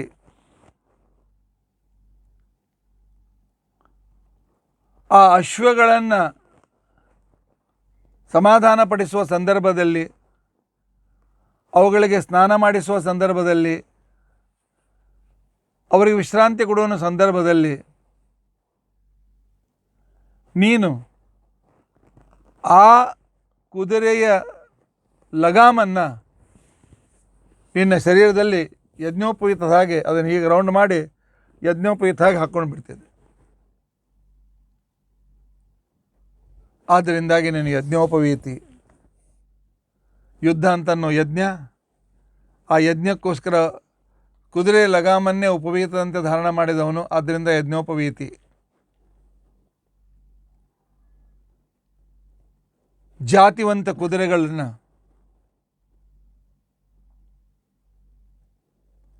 ಅದಕ್ಕೆ ಸ್ನಾನ ಹಾಕಿಸ್ಬೇಕಾಗಿದ್ದರೆ, ತೊಳೆಯಬೇಕಾಗಿದ್ದರೆ, ಒರೆಸಬೇಕಾಗಿದ್ದರೆ, ಗೂಟಕ್ಕೆ ಕಟ್ಟಿದರೆ ಅದು ಏಳಂಗೆ ಇಲ್ಲ. ಅದಕ್ಕೋಸ್ಕರ ಅದನ್ನು ಫ್ರೀ ಬಿಡಬೇಕು. ಫ್ರೀ ಬಿಟ್ಟು ಓಡಿ ಹೋಗಬಾರ್ದು ಅಂತೇಳಿ ಅದರ ಲಗಾಮನ್ನು ತಮ್ಮ ಕೊರಳಲ್ಲಿ ಹಾಕ್ಕೊಂಡು, ಅಂದರೆ ನಮ್ಮನ್ನು ಬಿಟ್ಟು ಅವನು ಆ ಕುದುರೆನ ಎಳೆದಿಡೋದಕ್ಕೆ ಇಡೋದಕ್ಕೋಸ್ಕರ ಅದರ ಲಗಾಮನ್ನು ತಮ್ಮ ಕೊರಳಲ್ಲಿ ಹಾಕ್ಕೊಂಡು ಅದರ ಕುದುರೆಯನ್ನು ಅನೇಕ ರೀತಿಯಿಂದ ಅದನ್ನು ಸ್ನಾನಕ್ಕೆ ಹಾಕೋದು, ಒರೆಸೋದು, ಆ ನಂತರ ಅದಕ್ಕೆ ಮೇವು ತಿನ್ನಿಸೋದು, ಪ್ರೀತಿಯಿಂದ ಎಲ್ಲ ಮಾಡುವಾಗ ಆ ಲಗಾಮನ್ನು ತಮ್ಮ ಕೊರಳಿಗೆ ಹಾಕ್ಕೊಂಡಿರ್ತಾರೆ, ತಮ್ಮನ್ನು ಬಿಟ್ಟು ಓಡಿ ಹೋಗಬಾರ್ದು ಅಂತೇಳಿ. ಇದು ಪ್ರಾಚೀನ ಕಾಲದಿಂದ ಬಂದಿರತಕ್ಕಂಥ ನಿಯಮ. ಆದ್ದರಿಂದಾಗಿ ಯಜ್ಞೋಪವೀತಿನೇ ಕೃಷ್ಣನೇ ಅರ್ಜುನ ಸಾರಥಿಯಾಗಿ ಆ ಕುದುರೆಗಳನ್ನು ಸಲುಹುವಾಗ ಅದರ ಲಗಾಮನ್ನು ನಿನ್ನ ಅರ್ಧವರ್ತಾಕಾರದಲ್ಲಿ ಕಂಠದಲ್ಲಿ ಧರಿಸಿದ ವ್ಯಕ್ತಿ. ಆದ್ದರಿಂದ ಪರಮಾತ್ಮ ನೀನು ಯಜ್ಞೋಪವೀತಿಯಾಗಿದ್ದಿ ಅಂತ ತಿಳ್ಕೊಂಡಂಥೇಳಿ ಕೃಷ್ಣನ ಪರವಾಗಿ ನಾವು ಅರ್ಥವನ್ನು ಮಾಡಲಿಕ್ಕೆ ಈ ರೀತಿಯಾಗಿ ಮಾಡಬೇಕು ಅಂತ ತಿಳ್ಕೊಂಡಂತ ಅನ್ನೋದನ್ನು ತೋರಿಸಿಕೊಟ್ಟಿದ್ದಾರೆ. ಇನ್ನು ಮೂರನೇ ವಿಶೇಷಣ ಪುಷ್ಟಾನಾಂ ಪತಯೇ. ಪುಷ್ಟರು ಮನುಷ್ಯರು ಹೃಷ್ಟಪುಷ್ಟನಾಗಿರಬೇಕು ಅಂತ ತಿಳ್ಕೊಂಡಂಥದ್ದು. ಹೃಷ್ಟಪುಷ್ಟನಾಗಬೇಕು ಅಂತ ಏನರ್ಥ? ಪರಮಾತ್ಮ ನನ್ನ ಸ್ವಾಮಿ, ಅವನ ಹೃದಯ ಮಂದಿರದಲ್ಲಿದ್ದ ನನ್ನ ಯೋಗಕ್ಷೇಮ ನೋಡ್ಕೊಳ್ತಾ ಇದ್ದಾನೆ ಅಂತ ತಿಳ್ಕೊಂಡಂತಂದರೆ ಪರಮಾತ್ಮನಲ್ಲಿ ಆನಂದವನ್ನು ಅನುಭವಿಸ್ತಕ್ಕಂಥ ವ್ಯಕ್ತಿ, ಇವನಿಗೆ ಪುಷ್ಟರು ಅಂತ ಕರೀತಾರೆ.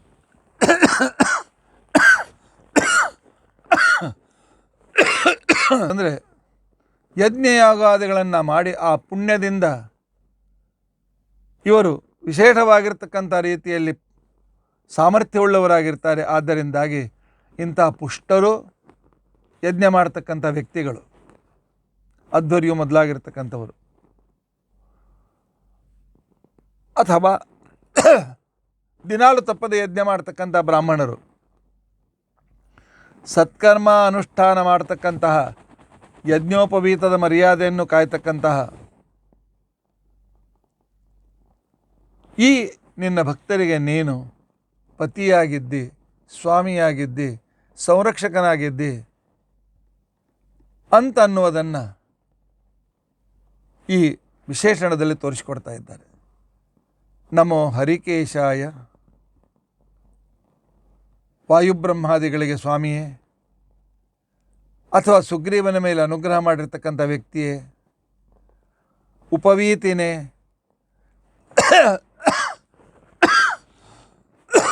ಅಂದರೆ ನನ್ನ ವಿಶ್ವಾಮಿತ್ರ ಮಂತ್ರ ಹೇಳ್ತಾ ಇದ್ದಾರೆ.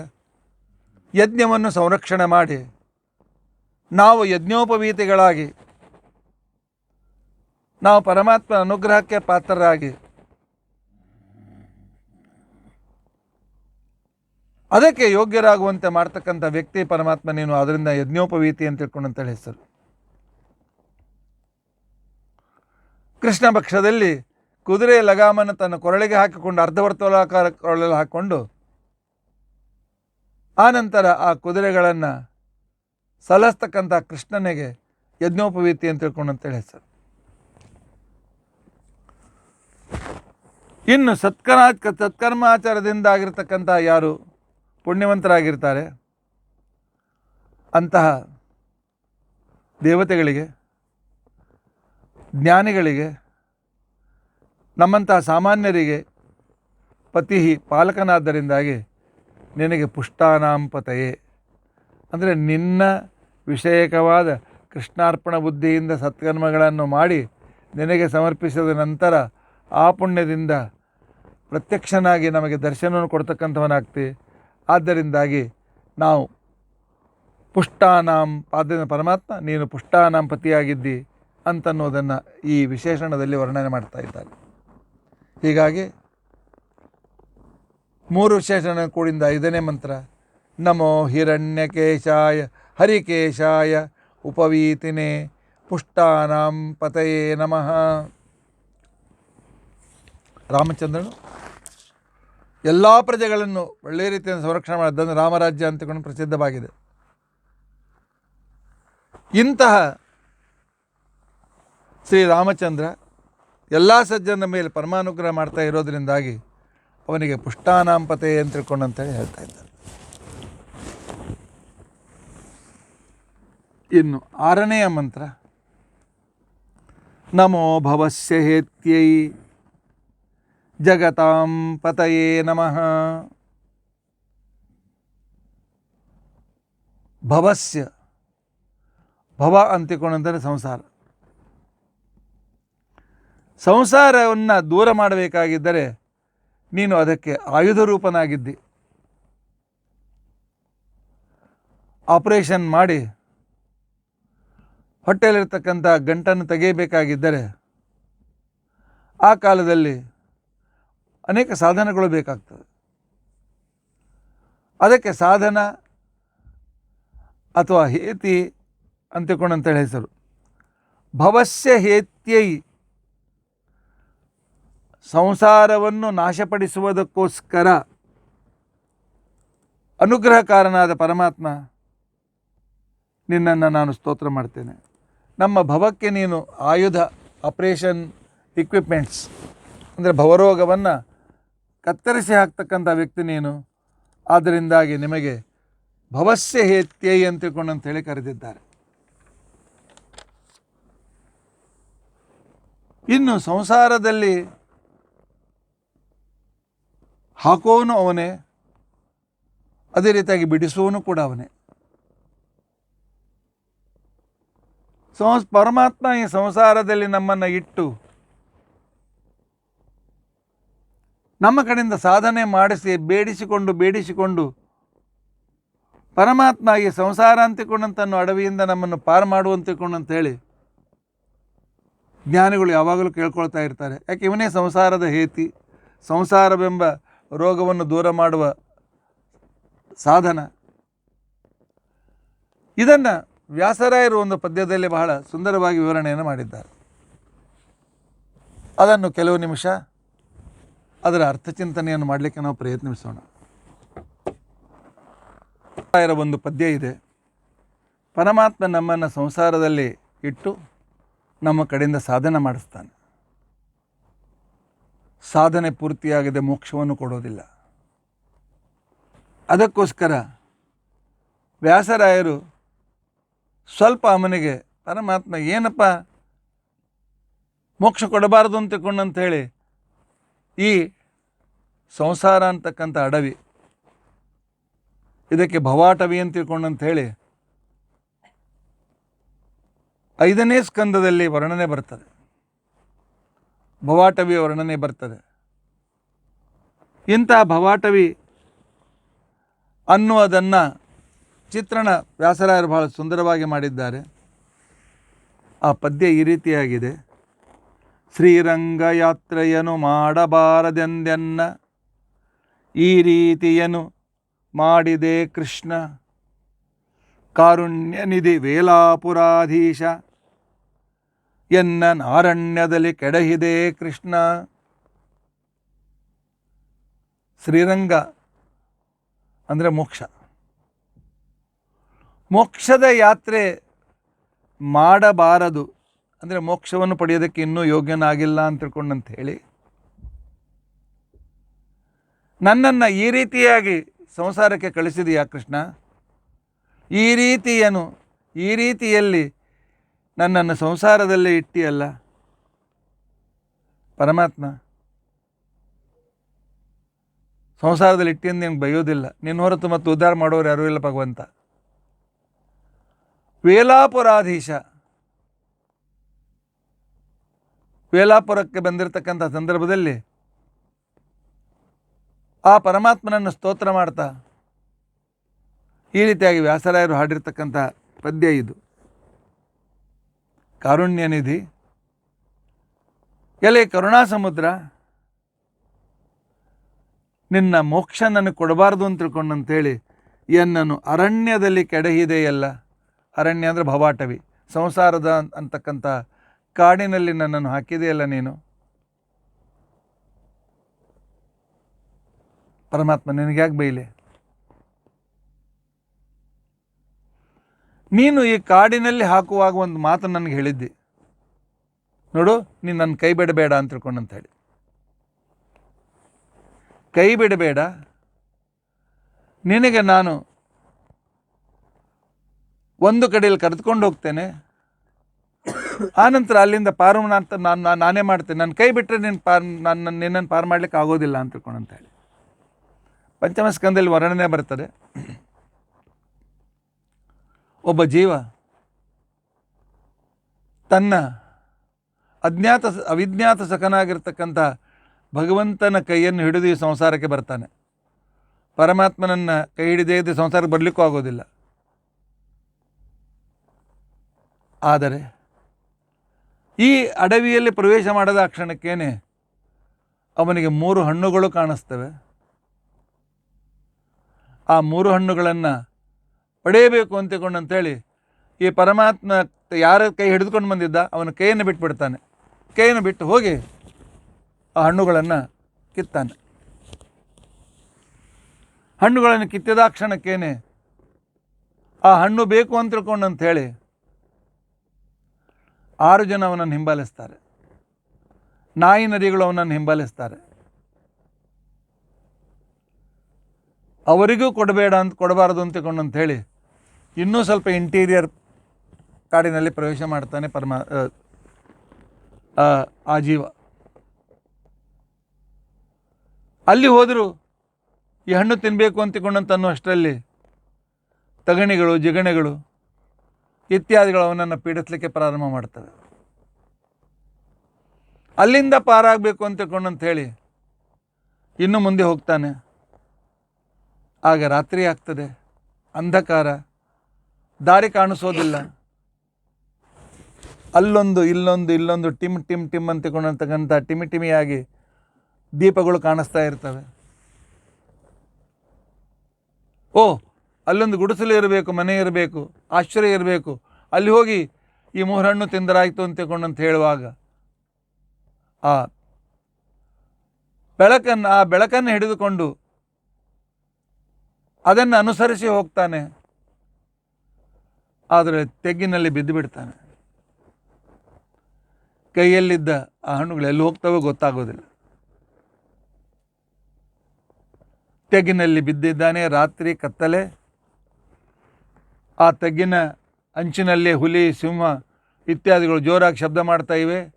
ಯಾವಾಗ ನನ್ನ ತಿನ್ನುತ್ತವೆ ಅಂತ ತಿಳ್ಕೊಂಡಂತನ್ನುವ ಭೀಕರತೆ. ಹೇಗಾದರೂ ತಗ್ಗಿನಿಂದ ಮೇಲೆ ಬರಬೇಕು ಅಂತ ತಿಳ್ಕೊಂಡಂತೇಳಿ ಪ್ರಯತ್ನ ಮಾಡ್ತಾ ಇದ್ದಾನೆ.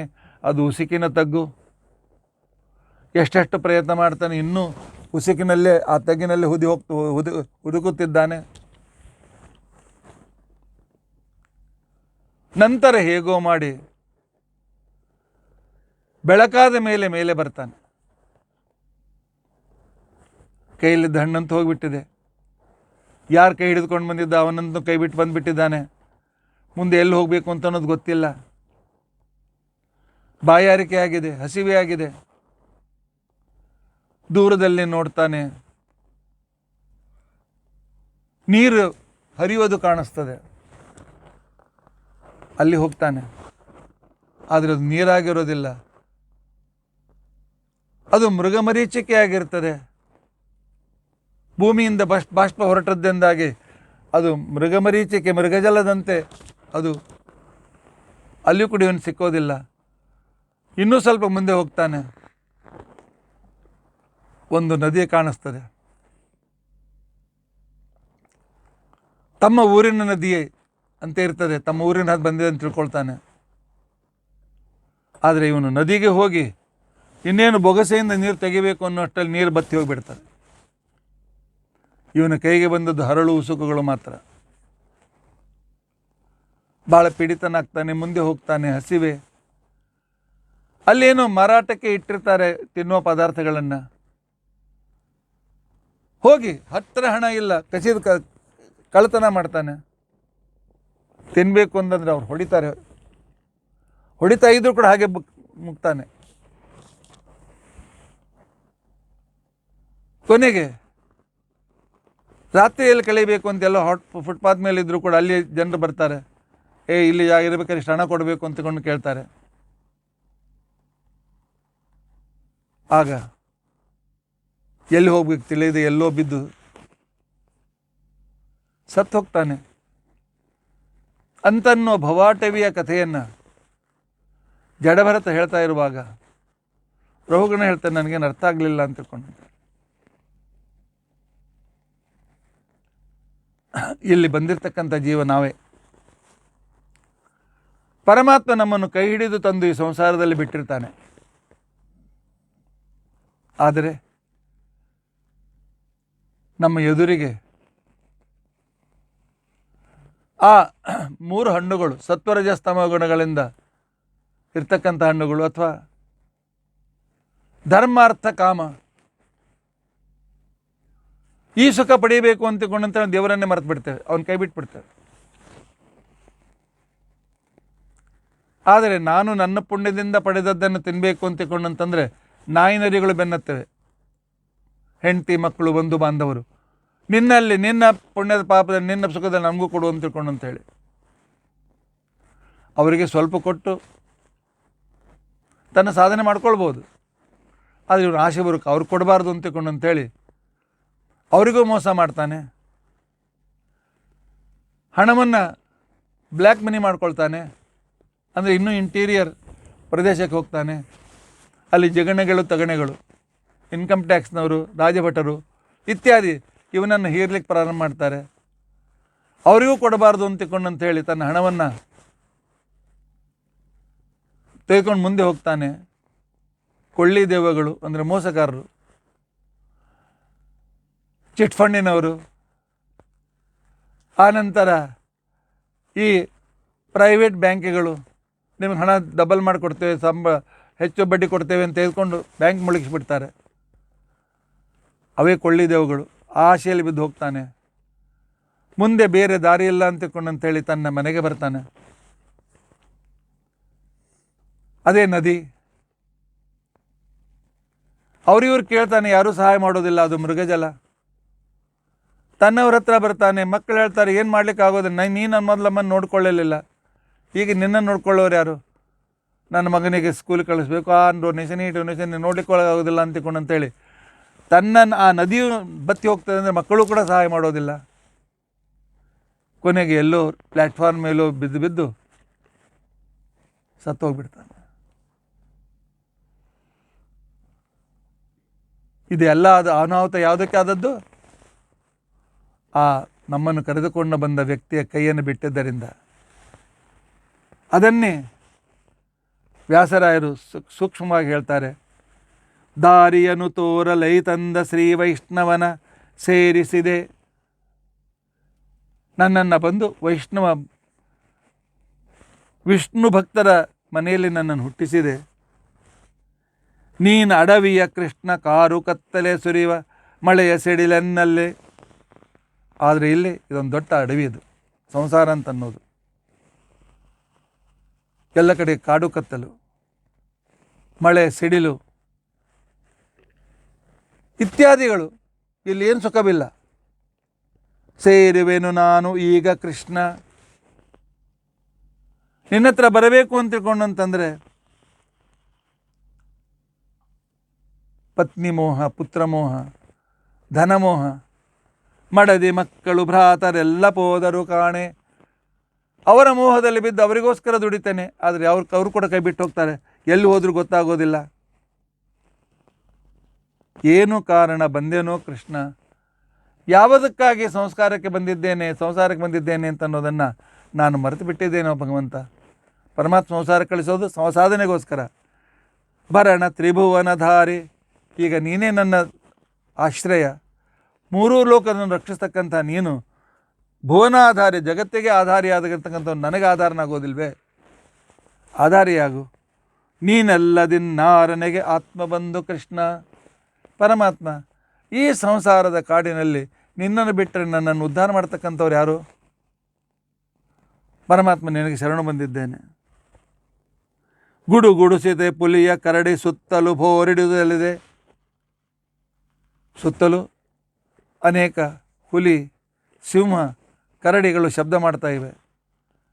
ನಮ್ಮನ್ನು ಹರಿದು ತಿನ್ನಬೇಕು ಅಂತೇಳಿ ಅನೇಕ ಬಂಧುಗಳು, ಬಾಂಧವರು, ಮಿತ್ರರು ಹೇಗಾದರೂ ಮಾಡಿ ಇವನಂತ ಕಿತ್ಕೊಳ್ಬೇಕು ಅಂತೇಳಿ ಪ್ರಯತ್ನ ಮಾಡ್ತಾ ಇದ್ದಾರೆ.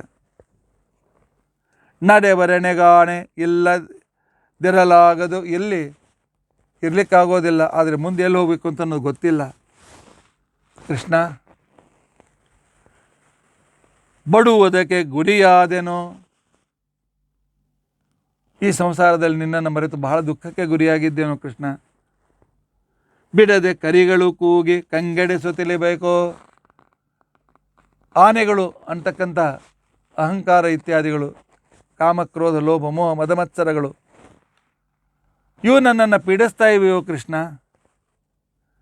ಕಡೆಗಾಲ ಬಂದಿತನೆಗೆ ಕೃಷ್ಣ. ಸಂಸಾರದಲ್ಲಿ ಸುಖ ಅನುಭವಿಸಲಿಲ್ಲ, ಬೇರೆ ದುಃಖ ಅನುಭವಿಸಿದ್ದೇನೆ. ಈಗ ಹೋಗುವ ಸಮಯ ಬಂದಿದೆ ಕೃಷ್ಣ. ಎಡಬಲ ಕೊಲೆ, ಕಪ್ಪು ಕಲ್ಲು ಮುಳ್ಳುಗಳಿವೆಯೋ. ಎಡಕ್ಕೆ ಹೋಗಲ, ಬಲಕ್ಕೆ ಹೋಗಲು, ಅಲ್ಲಿಯೂ ಮುಳ್ಳು, ಇಲ್ಲಿಯೂ ಮುಳ್ಳು. ಅತ್ತದರಿ ಇತ್ತ ಹುಲಿ. ಸಂಸಾರದಲ್ಲಿರಬೇಕು ಅಂತಕೊಂಡು ಇಲ್ಲಿಯೂ ದುಃಖ. ಇಲ್ಲ ಸ್ವರ್ಗಾದಿಗಳಿಗೆ ಹೋಗಬೇಕು ಅಂತಕೊಂಡು ಧರ್ಮ ಮಾಡಿಲ್ಲ ನರಕಕ್ಕೆ, ಅಲ್ಲಿಯೂ ದುಃಖ. ಸಂಸಾರದಲ್ಲಿ ದುಃಖ, ಎಡಕ್ಕೂ ದುಃಖ, ಬಲಕ್ಕೂ ದುಃಖ. ಕಲ್ಲುಗಳು, ಮುಳ್ಳುಗಳು, ಎಲ್ಲಿ ಹೋಗ್ಬೇಕಂತ ಅನ್ನೋದು ಗೊತ್ತಾಗ್ತಾ ಇಲ್ಲ ಪರಮಾತ್ಮ. ಈ ಭವಾಟವಿ ನನ್ನನ್ನು ಪೀಡಿಸ್ತಾ ಇದೆ.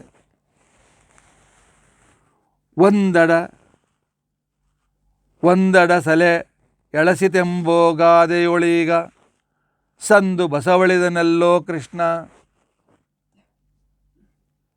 ಅತ್ತದರಿ ಇತ್ತ ಹುಲಿ,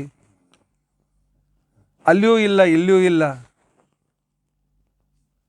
ಈ ರೀತಿಯಾಗಿರ್ತಕ್ಕಂಥ ಪರಿಸ್ಥಿತಿಯಲ್ಲಿ ಬಿದ್ದು ಸ್ವರ್ಗದಲ್ಲೂ ಸುಖ ಇಲ್ಲ, ಯಾಕೆ ಕಿತ್ತಿ ಹಾಕ್ತಾರೆ ಹೊರಗೆ. ನರಕದಲ್ಲೂ ಸುಖ ಇಲ್ಲ, ಸಂಸಾರದಲ್ಲೂ ಸುಖವಿಲ್ಲ. ಈ ಸಂಸಾರದ ಜನನ ಮರಣದ ಈ ಚಕ್ರದಲ್ಲಿ ನಾನು ಬಿದ್ದು ಪರಮಾತ್ಮ ಬಸವಳಿದನೆಲ್ಲೋ ಬಹಳ ದಣದಿದ್ದೇನೋ ಭಗವಂತ. ಕೃಷ್ಣ, ಇಂದು ಸಂಧ್ಯಾ ವಂದನೆ ಕರ್ಮ ಉಳಿಯುವುದರವಿಂದಾಕ್ಷ, ಸುಮ್ಮನಿ ಹರೇ ಕೃಷ್ಣ ಎಂದೆಂದು ಮಾತನಾಡುವ ಅನಾಥ ಬಂಧುವೇ. ಇದು ಸಂಧ್ಯಾವಂದನೆಯ ಕಾಲ, ಸಾಯಂಕಾಲ, ನನ್ನ ಜೀವನದ ಮುಪ್ಪಿನ ಕಾಲ. ಇನ್ನು ನಾನು ಹೋಗೋದು ನನ್ನ ಕರ್ಮಾನುಸಾರವಾಗಿ. ನನ್ನ ಕರ್ಮಾನುಸಾರವಾಗಿ ನನಗೆ ಯಮಧರ್ಮಾದಿಗಳು ಶಿಕ್ಷೆ ಕೊಡದೇ ಬಿಡ್ತಾರೆ. ಸುಮ್ಮನಿ ಹರೇ, ಕರ್ಮಾನುಸಾರ ಫಲ ಕೊಟ್ಟೆ ಕೊಡ್ತಾರಲ್ಲ. ಆದರೆ ಪರಮಾತ್ಮ, ನಿನ್ನನ್ನು ನಂಬಿದ್ದೇನೆ. ನಾನು ಮಾತನಾಡಿದಾಗ ನನ್ನ ಜೊತೆಗೆ ಮಾತನಾಡಿಸುವ, ನನ್ನ ಮೇಲೆ ಅನುಗ್ರಹ ಮಾಡುವ, ಎಂದೆಂದು ಮಾತನಾಡುವ ಅನಾಥ ಬಂಧುವೇ. ನೀನು ಅನಾಥ ಬಂಧು ಆದ್ದರಿಂದಾಗಿ ನಿನ್ನನ್ನು ಮಾತನಾಡಿಸ್ತಾ ಇದ್ದೇನೆ. ನನ್ನ ಜೊತೆಗೆ ಮಾತನಾಡು, ಭರವಸೆ ಕೊಡು ಕೃಷ್ಣ. ಈ ಸಂಸಾರದ ಕಾಡಿನಿಂದ ನನ್ನನ್ನು ದೂರ ಮಾಡುವಂತ ತಿಳ್ಕೊಂಡು ಅಂತ ಹೇಳಿ ವ್ಯಾಸರಾಯರು ಶ್ರೀರಂಗ ಯಾತ್ರೆಯನ್ನು ಮಾಡಬಾರದೆಂದನ್ನು, ಮೋಕ್ಷಕ್ಕೆ ಸಾಧನೆ ಆಗಿಲ್ಲ ಅಂತಕೊಂಡು ಅಂತ ಹೇಳಿ ನನ್ನನ್ನು ಸಂಸಾರದಲ್ಲಿ ಹಾಕಿದ್ದೀಯಲ್ಲ ಅಂತ ಅನ್ನುವ ರೀತಿಯಲ್ಲಿ ಆ ಪರಮಾತ್ಮನಿಗೆ ಸ್ವಲ್ಪ ನಿಂದಾಸ್ತುತಿ ಮಾಡಿದಂತೆ, ಸಂಸಾರಕ್ಕೆ ನಾನು ಕರೆದುಕೊಂಡು ಬಂದು ನಿನ್ನನ್ನೇ ಮರೆತಿದ್ದೇನೆ, ಕ್ಷಮಿಸು, ಉದ್ಧರಿಸು ಅಂತಕೊಂಡು ಅಂತೇಳಿ ಕೇಳ್ಕೊಳ್ತಾ ಇದ್ದಾರೆ. ಆದ್ದರಿಂದನೇ ಭಗವಂತನಿಗೆ ನಮೋ ಭವಸ್ಯ ಹೇತ್ಯೈ ಅಂಥೇಳಿ ಈ ಮಂತ್ರ ಹೇಳ್ತಾ, 6ನೇ ಮಂತ್ರ ಹೇಳ್ತದೆ. ನೀನು ಈ ಸಂಪೂರ್ಣ ಭವಕ್ಕೆ, ಸಂಸಾರಕ್ಕೆ, ಸಂಸಾರ ಅಂತನ್ನೋ ರೋಗವನ್ನು ದೂರ ಮಾಡೋದಕ್ಕೋಸ್ಕರ ನೀನೇ ಆಯುಧ, ಸಂಸಾರವನ್ನು ಕತ್ತರಿಸಿ ಹಾಕ್ತಕ್ಕಂಥವು ನೀನೇ. ಇಂಥ ಆಯುಧ ರೂಪನಾಗಿರ್ತಕ್ಕಂಥ ಪರಮಾತ್ಮ ಸಂಸಾರ ಬಂಧನವನ್ನು ಬಿಡಿಸ್ಕೊಳ್ಬೇಕು ಅಂತ ನಾನು ಪ್ರಯತ್ನ ಮಾಡ್ತಾ ಇದ್ದೇನೆ. ಆದ್ದರಿಂದಾಗಿ ಯಾಕೆ ನಿನ್ನ ಹತ್ರ ಬಂದಿದ್ದೇನೆ ಗೊತ್ತೇ ಪರಮಾತ್ಮ? ಜಗತಾಂ ಪತಯೇ ನಮಃ. ಜಗತ್ಪತಿ ನೀನೇ, ಸ್ವತಂತ್ರನೂ ನೀನೇ, ನಮ್ಮೆಲ್ಲರ ಗತಿ ನೀನೇ. ನಿನ್ನ ಹತ್ತಿರ ನೀನೇ ಫಲದಾಯಕನಾದ್ದರಿಂದಾಗಿ ನಿನ್ನನ್ನು ಬಿಟ್ಟು ಬೇರೆ ಯಾರನ್ನು ನಾನು ನೆನೆಸಲಿ ಪರಮಾತ್ಮ ಹೇಳು? ಅಥವಾ ನಮೋ ಅಭವಸ್ಯ ಹೇತ್, ಅಭವಸ್ಯ, ಅಭವ ಅಂತಕೊಂಡ್ರೆ ಅಭದ್ರ, ಅಮಂಗಲ, ಅದಕ್ಕೆ ಹೇತಿ ಆಯುಧ. ನಮ್ಮ ಅಮಂಗಲಗಳನ್ನು ದೂರ ಮಾಡಿ, ಸಂಸಾರದಲ್ಲಿ ಬಿದ್ದು ತೊಳಲಾಡುವುದೇ ಅಮಂಗಲ. ಇಂಥ ಅಮಂಗಲವನ್ನು ದೂರ ಮಾಡಿ ಸಂಸಾರದ ಅಡವಿಯಿಂದ ನನ್ನನ್ನು ಮುಕ್ತರನ್ನಾಗಿ ಮಾಡು. ಸಂಸಾರದ ಕಾಡಿನಲ್ಲಿ ಅನೇಕ ರೀತಿಯಾಗಿರ್ತಕ್ಕಂಥ ಪಶು ಪಕ್ಷಿ ಪ್ರತ್ಯಾಗಳಿಂದ ಪೀಡಿತನಾಗಿ, ಕೊಳ್ಳೆದೇವುಗಳಿಂದ ಪೀಡಿತನಾಗಿ ನಾನು ದುಃಖಿತನಾಗಿದ್ದೇನೆ. ನನ್ನನ್ನು ನೀನು ಉದ್ಧರಿಸು. ಯಾಕೆ? ನೀನು ಜಗತಾಂಪತಯೇ, ನೀನು ಜಗತ್ಪತಿಯಾಗಿದ್ದೆ. ಆದ್ದರಿಂದಾಗಿ ಈ ಮಂತ್ರ ಪರಮಾತ್ಮನ ವಿಶಿಷ್ಟತೆಯನ್ನು ಹೇಳ್ತದೆ. ಇನ್ನು ಶ್ರೀಕೃಷ್ಣನ ಪಕ್ಷದಲ್ಲಿ ಹೇಳಬೇಕು ಅಂತಂದರೆ, ಭವಸ್ಯ ಹೇತಿ, ರುದ್ರದೇವರಿಗೆ ಬಂದಿರತಕ್ಕಂತಹ ಸಂಕಟವನ್ನು ದೂರ ಮಾಡಿದ ವ್ಯಕ್ತಿ ಅಂತೇಳ್ಕೊಂಡು ಅಂತ ಹೇಳಿ ಕೃಷ್ಣನನ್ನು ಕರಿಬೇಕು. ಕತೆ ಹೇಳಿದ್ದೇನೆ ಹಿಂದಕ್ಕೆ. ರುದ್ರದೇವರನ್ನು ಕುರಿತು ಭಸ್ಮಾಸುರ ತಪಶ್ಚರ್ಯವನ್ನು ಮಾಡಿದ. ಆಶುತೋಷರಾದ ರುದ್ರದೇವರು ಪ್ರತ್ಯಕ್ಷರಾಗಿ ಬಂದರು. ಏನು ಬೇಕಪ್ಪ ಅಂತ ಕೇಳಿದರು. ನಾನು ಯಾರ ತಲೆ ಮೇಲೆ ಕೈ ಇಡ್ತೇನೆ ಅವರು ಸುಟ್ಟು ಬೂದಿ ಆಗಲಿ ಅಂತಕೊಂಡು ಕೇಳಿದ. ರುದ್ರದೇವರು ತಥಾಸ್ತು ಅಂತ ಹೇಳಿದರು. ಹಾಗಾದರೆ ನಿನ್ನ ತಲೆ ಮೇಲೆ ಇಟ್ಟು ನೋಡ್ತೇನೆ, ನೀವು ನಿನ್ನ ವರ ಬರೋ ಸರಿಯೋದನೋ ಇಲ್ಲೋ ಅಂತ ತಿಳ್ಕೊಂಡು ಅಂತೇಳಿ. ಆಗ ರುದ್ರದೇವರು ಅಲ್ಲಿಂದ ಓಡ್ಲಿಕ್ಕೆ ಚಾಲು ಮಾಡಿದರು. ಓಡ್ತಾ ದ್ವಾರಕೆಗೆ ಬಂದಿದ್ದಾರೆ. ಕೃಷ್ಣ ಉಳಿಸು ಅಂತ ಕೇಳ್ಕೊಂಡಿದ್ದಾರೆ. ಕೃಷ್ಣ ಬ್ರಹ್ಮಚಾರಿಯಾಗಿ ದಾರಿಯಲ್ಲಿ ಬರ್ತಾನೆ. ರುದ್ರದೇವರು ಕಾಡಿನಲ್ಲಿ ಹೋಗ್ತಾರೆ. ಇವನು ಎಲ್ಲಿ ಅಂತ ನೋಡುವಾಗ ಈ ಬ್ರಹ್ಮಚಾರಿ ನೋಡಿ, ಇಲ್ಲಿ ಯಾರೋ ಆ ಮುಕ್ಕಣ್ಣ ಅಂತಿಕೊಂಡು 3 ಕಣ್ಣಿದ್ದ ಹೋದವನು ಗೊತ್ತದೆ ನನಗೆ ಅಂತಿಕೊಂಡು ಗೊತ್ತದೆ, ಎಲ್ಲ ಹೋದಂಗೆ ಗೊತ್ತದ ನನಗೆ, ಎಲ್ಲೋ ಕೂತಾನೆ ಗೊತ್ತದ. ಮತ್ತು ನನಗೂ ತೋರಿಸಲ್ಲ. ನೋಡು, ನಾನು ಬ್ರಾಹ್ಮಣ, ನಾ ಏನು ಹೇಳಿದ್ರು ಅದು ಉಪದೇಶ. ನನ್ನ ಉಪದೇಶ ಪಡೆಯಬೇಕಾಗಿದ್ದರೆ ನೀನು ಆಚಮನಾದಿಗಳನ್ನು ಮಾಡಬೇಕು, ಸಂಕಲ್ಪ ಮಾಡಬೇಕು, ಆಗ ಉಪದೇಶ ಮಾಡ್ತಾನೆ. ಮೊದಲು ಸ್ನಾನ ಮಾಡು, ಸ್ನಾನಕ್ಕೆ ಮುಳುಗು, ಕೇಶವಾಯ ನಮಃ, ನಾರಾಯಣಾಯ ನಮಃ ಆಚರಣೆ ಮಾಡು, ವಿಷ್ಣವೇ ನಮಃ, ಮಧುಸೂದನಾಯ ನಮಃ, ತ್ರಿವಿಕ್ರಮಾಯ ನಮಃ ಅಂಗಗಳ ಸ್ಪರ್ಶ, ಉಪೇಂದ್ರ ನಮಃ, ಹರೇ ನಮಃ, ಶ್ರೀಕೃಷ್ಣಾಯ ನಮಃ. ಇವ್ನು ಹೇಳಿದಾಗೆ ಮಾಡ್ತಾ ಇರ್ತಕ್ಕಂಥವನು ತಾನು ವರ ತೊಗೊಂಡಿದ್ದು ಮರ್ತೋಯ್ತು. ಶ್ರೀಕೃಷ್ಣ ತನ್ನ ತಲೆ ಮೇಲೆ ಕೈ ಇಟ್ಕೊಂಡ, ಕೃಷ್ಣಾಯ ನಮಃ ಅಂತೇಳಿ ಕೃಷ್ಣಾರ್ಪಣ ಆಗಿಬಿಟ್ಟು. ಇಂಥ ರುದ್ರದೇವರನ್ನು ಸಂರಕ್ಷಿಸಿದ, ಭಸ್ಮಾಸುರನಿಂದ ರುದ್ರದೇವರನ್ನು ಸಂರಕ್ಷಣೆ ಮಾಡಿದ ಪರಮಾತ್ಮನಿಗೆ ಭವಸ್ಯ ಹೇತಿ ಅಂತಿಕೊಂಡಂತೇಳಿ ಕರೀತಾರೆ. ಜಗತಾಂ, ದ್ವಾಪರಯುಗದಲ್ಲಿ ಸಂಪೂರ್ಣವಾಗಿರ್ತಕ್ಕಂತಹ ಜಗತ್ತಿಗೆ ಸ್ವಾಮಿಯಾಗಿರ್ತಕ್ಕಂಥ ಪರಮಾತ್ಮ ತನ್ನ ತಾಯಿಗೂ ತನ್ನ ಜಗತ್ಪತಿಯನ್ನು ತೋರಿಸಿಕೊಟ್ಟಿದ್ದಾನೆ, ವಿಶ್ವರೂಪದಿಂದ ಅರ್ಜುನಿಗೂ ತೋರಿಸಿಕೊಟ್ಟಿದ್ದಾನೆ, ಅನೇಕ ಜನರಿಗೆ ತೋರಿಸಿದ್ದಾರೆ. ಇಂಥ ಪರಮಾತ್ಮನ ಶ್ರೀರಾಮಚಂದ್ರ, ಹೇ ಶ್ರೀಕೃಷ್ಣ ನನ್ನ ಮೇಲೆ ಅನುಗ್ರಹ ಮಾಡು ಅಂತ ತಿಳ್ಕೊಂಡು ಅಂತೇಳಿ ಈ ಮಂತ್ರದಲ್ಲಿ ಕೇಳ್ಕೊಳ್ತಾ ಇದ್ದಾರೆ. ಉಳಿದ ಮಂತ್ರದ ವಿವರಣೆ ನಾಳಿನ ದಿವಸ ನಾವು ತಿಳಿದುಕೊಳ್ಳಿ ಪ್ರಯತ್ನಿಸೋಣ. ಸ್ವಲ್ಪದಲ್ಲಿ ಮುಗಿಸ್ಬೇಕು ಅಂತಂದರೆ ಮಧ್ಯದಲ್ಲಿ ಪದ್ಯ ಬಂದಿದ್ದರಿಂದ ಸ್ವಲ್ಪ ವಿಳಂಬ ಆಯಿತು. ಆದ್ದರಿಂದಾಗಿ ಈ ಸಂದರ್ಭವನ್ನು, ಪದ್ಯವನ್ನು ಚೆನ್ನಾಗಿ ಅರ್ಥ ಮಾಡಿಕೊಳ್ಳಿಕ್ಕೆ ಪ್ರಯತ್ನಿಸಿ. ಇತಿ ಅದ್ಯ ಕಥಾ ಪ್ರಸಕ್ತಿ. ಹರೇ ರಾಮ ಹರೇ ರಾಮ, ರಾಮ ರಾಮ ಹರೇ ಹರೇ, ಹರೇ ಕೃಷ್ಣ ಕೃಷ್ಣ ಕೃಷ್ಣ ಹರೇ ಹರೇ. ಉಗ್ರಂ ವೀರಂ ಮಹಾವಿಷ್ಣುಂ ಜ್ವಲಂತಂ ಸರ್ವತೋಮುಖಂ ನೃಸಿಂಹಂ ಭೀಷಣಂ ಭದ್ರಂ ಮೃತ್ಯುಂ ನಮಾಮ್ಯಹಂ. ಅಚ್ಯುತಾನಂತ ಗೋವಿಂದ ಸ್ಮೃತಿ ಮಾತ್ರಾರ್ಥ್ಯನಾಶನ ರೋಗಾನ್ಮೇ ನಾಶಯ ಶೇಷಾನ್ ಆಶುಧನ್ವಂತರೇ ಹರೇ. ಅಕ್ಷಯಂ ಕರ್ಮ ಯಸ್ಮಿನ್ ಪರೇ ಸ್ವರ್ಪಿತಂ ಪ್ರಕ್ಷಯಂ ಯಾಂತ್ಯ ದುಃಖಾನಿ ಯನ್ನಾಮತಃ. ಅಕ್ಷರೋ ಯೋಜರ ಸರ್ವದೈವಾಮೃತಃ ಕುಕ್ಷಿಗಂ ಯಸ್ಯ ವಿಶ್ವಂ ಸದಾ ಜಾಧಿಕಂ ಪ್ರೀಣಯಾಮೋ ವಾಸುದೇವಂ ದೇವತಾಮಂಡಲ ಖಂಡಮಂಡಲ. ಶ್ರೀಕೃಷ್ಣಾರ್ಪಣಂ.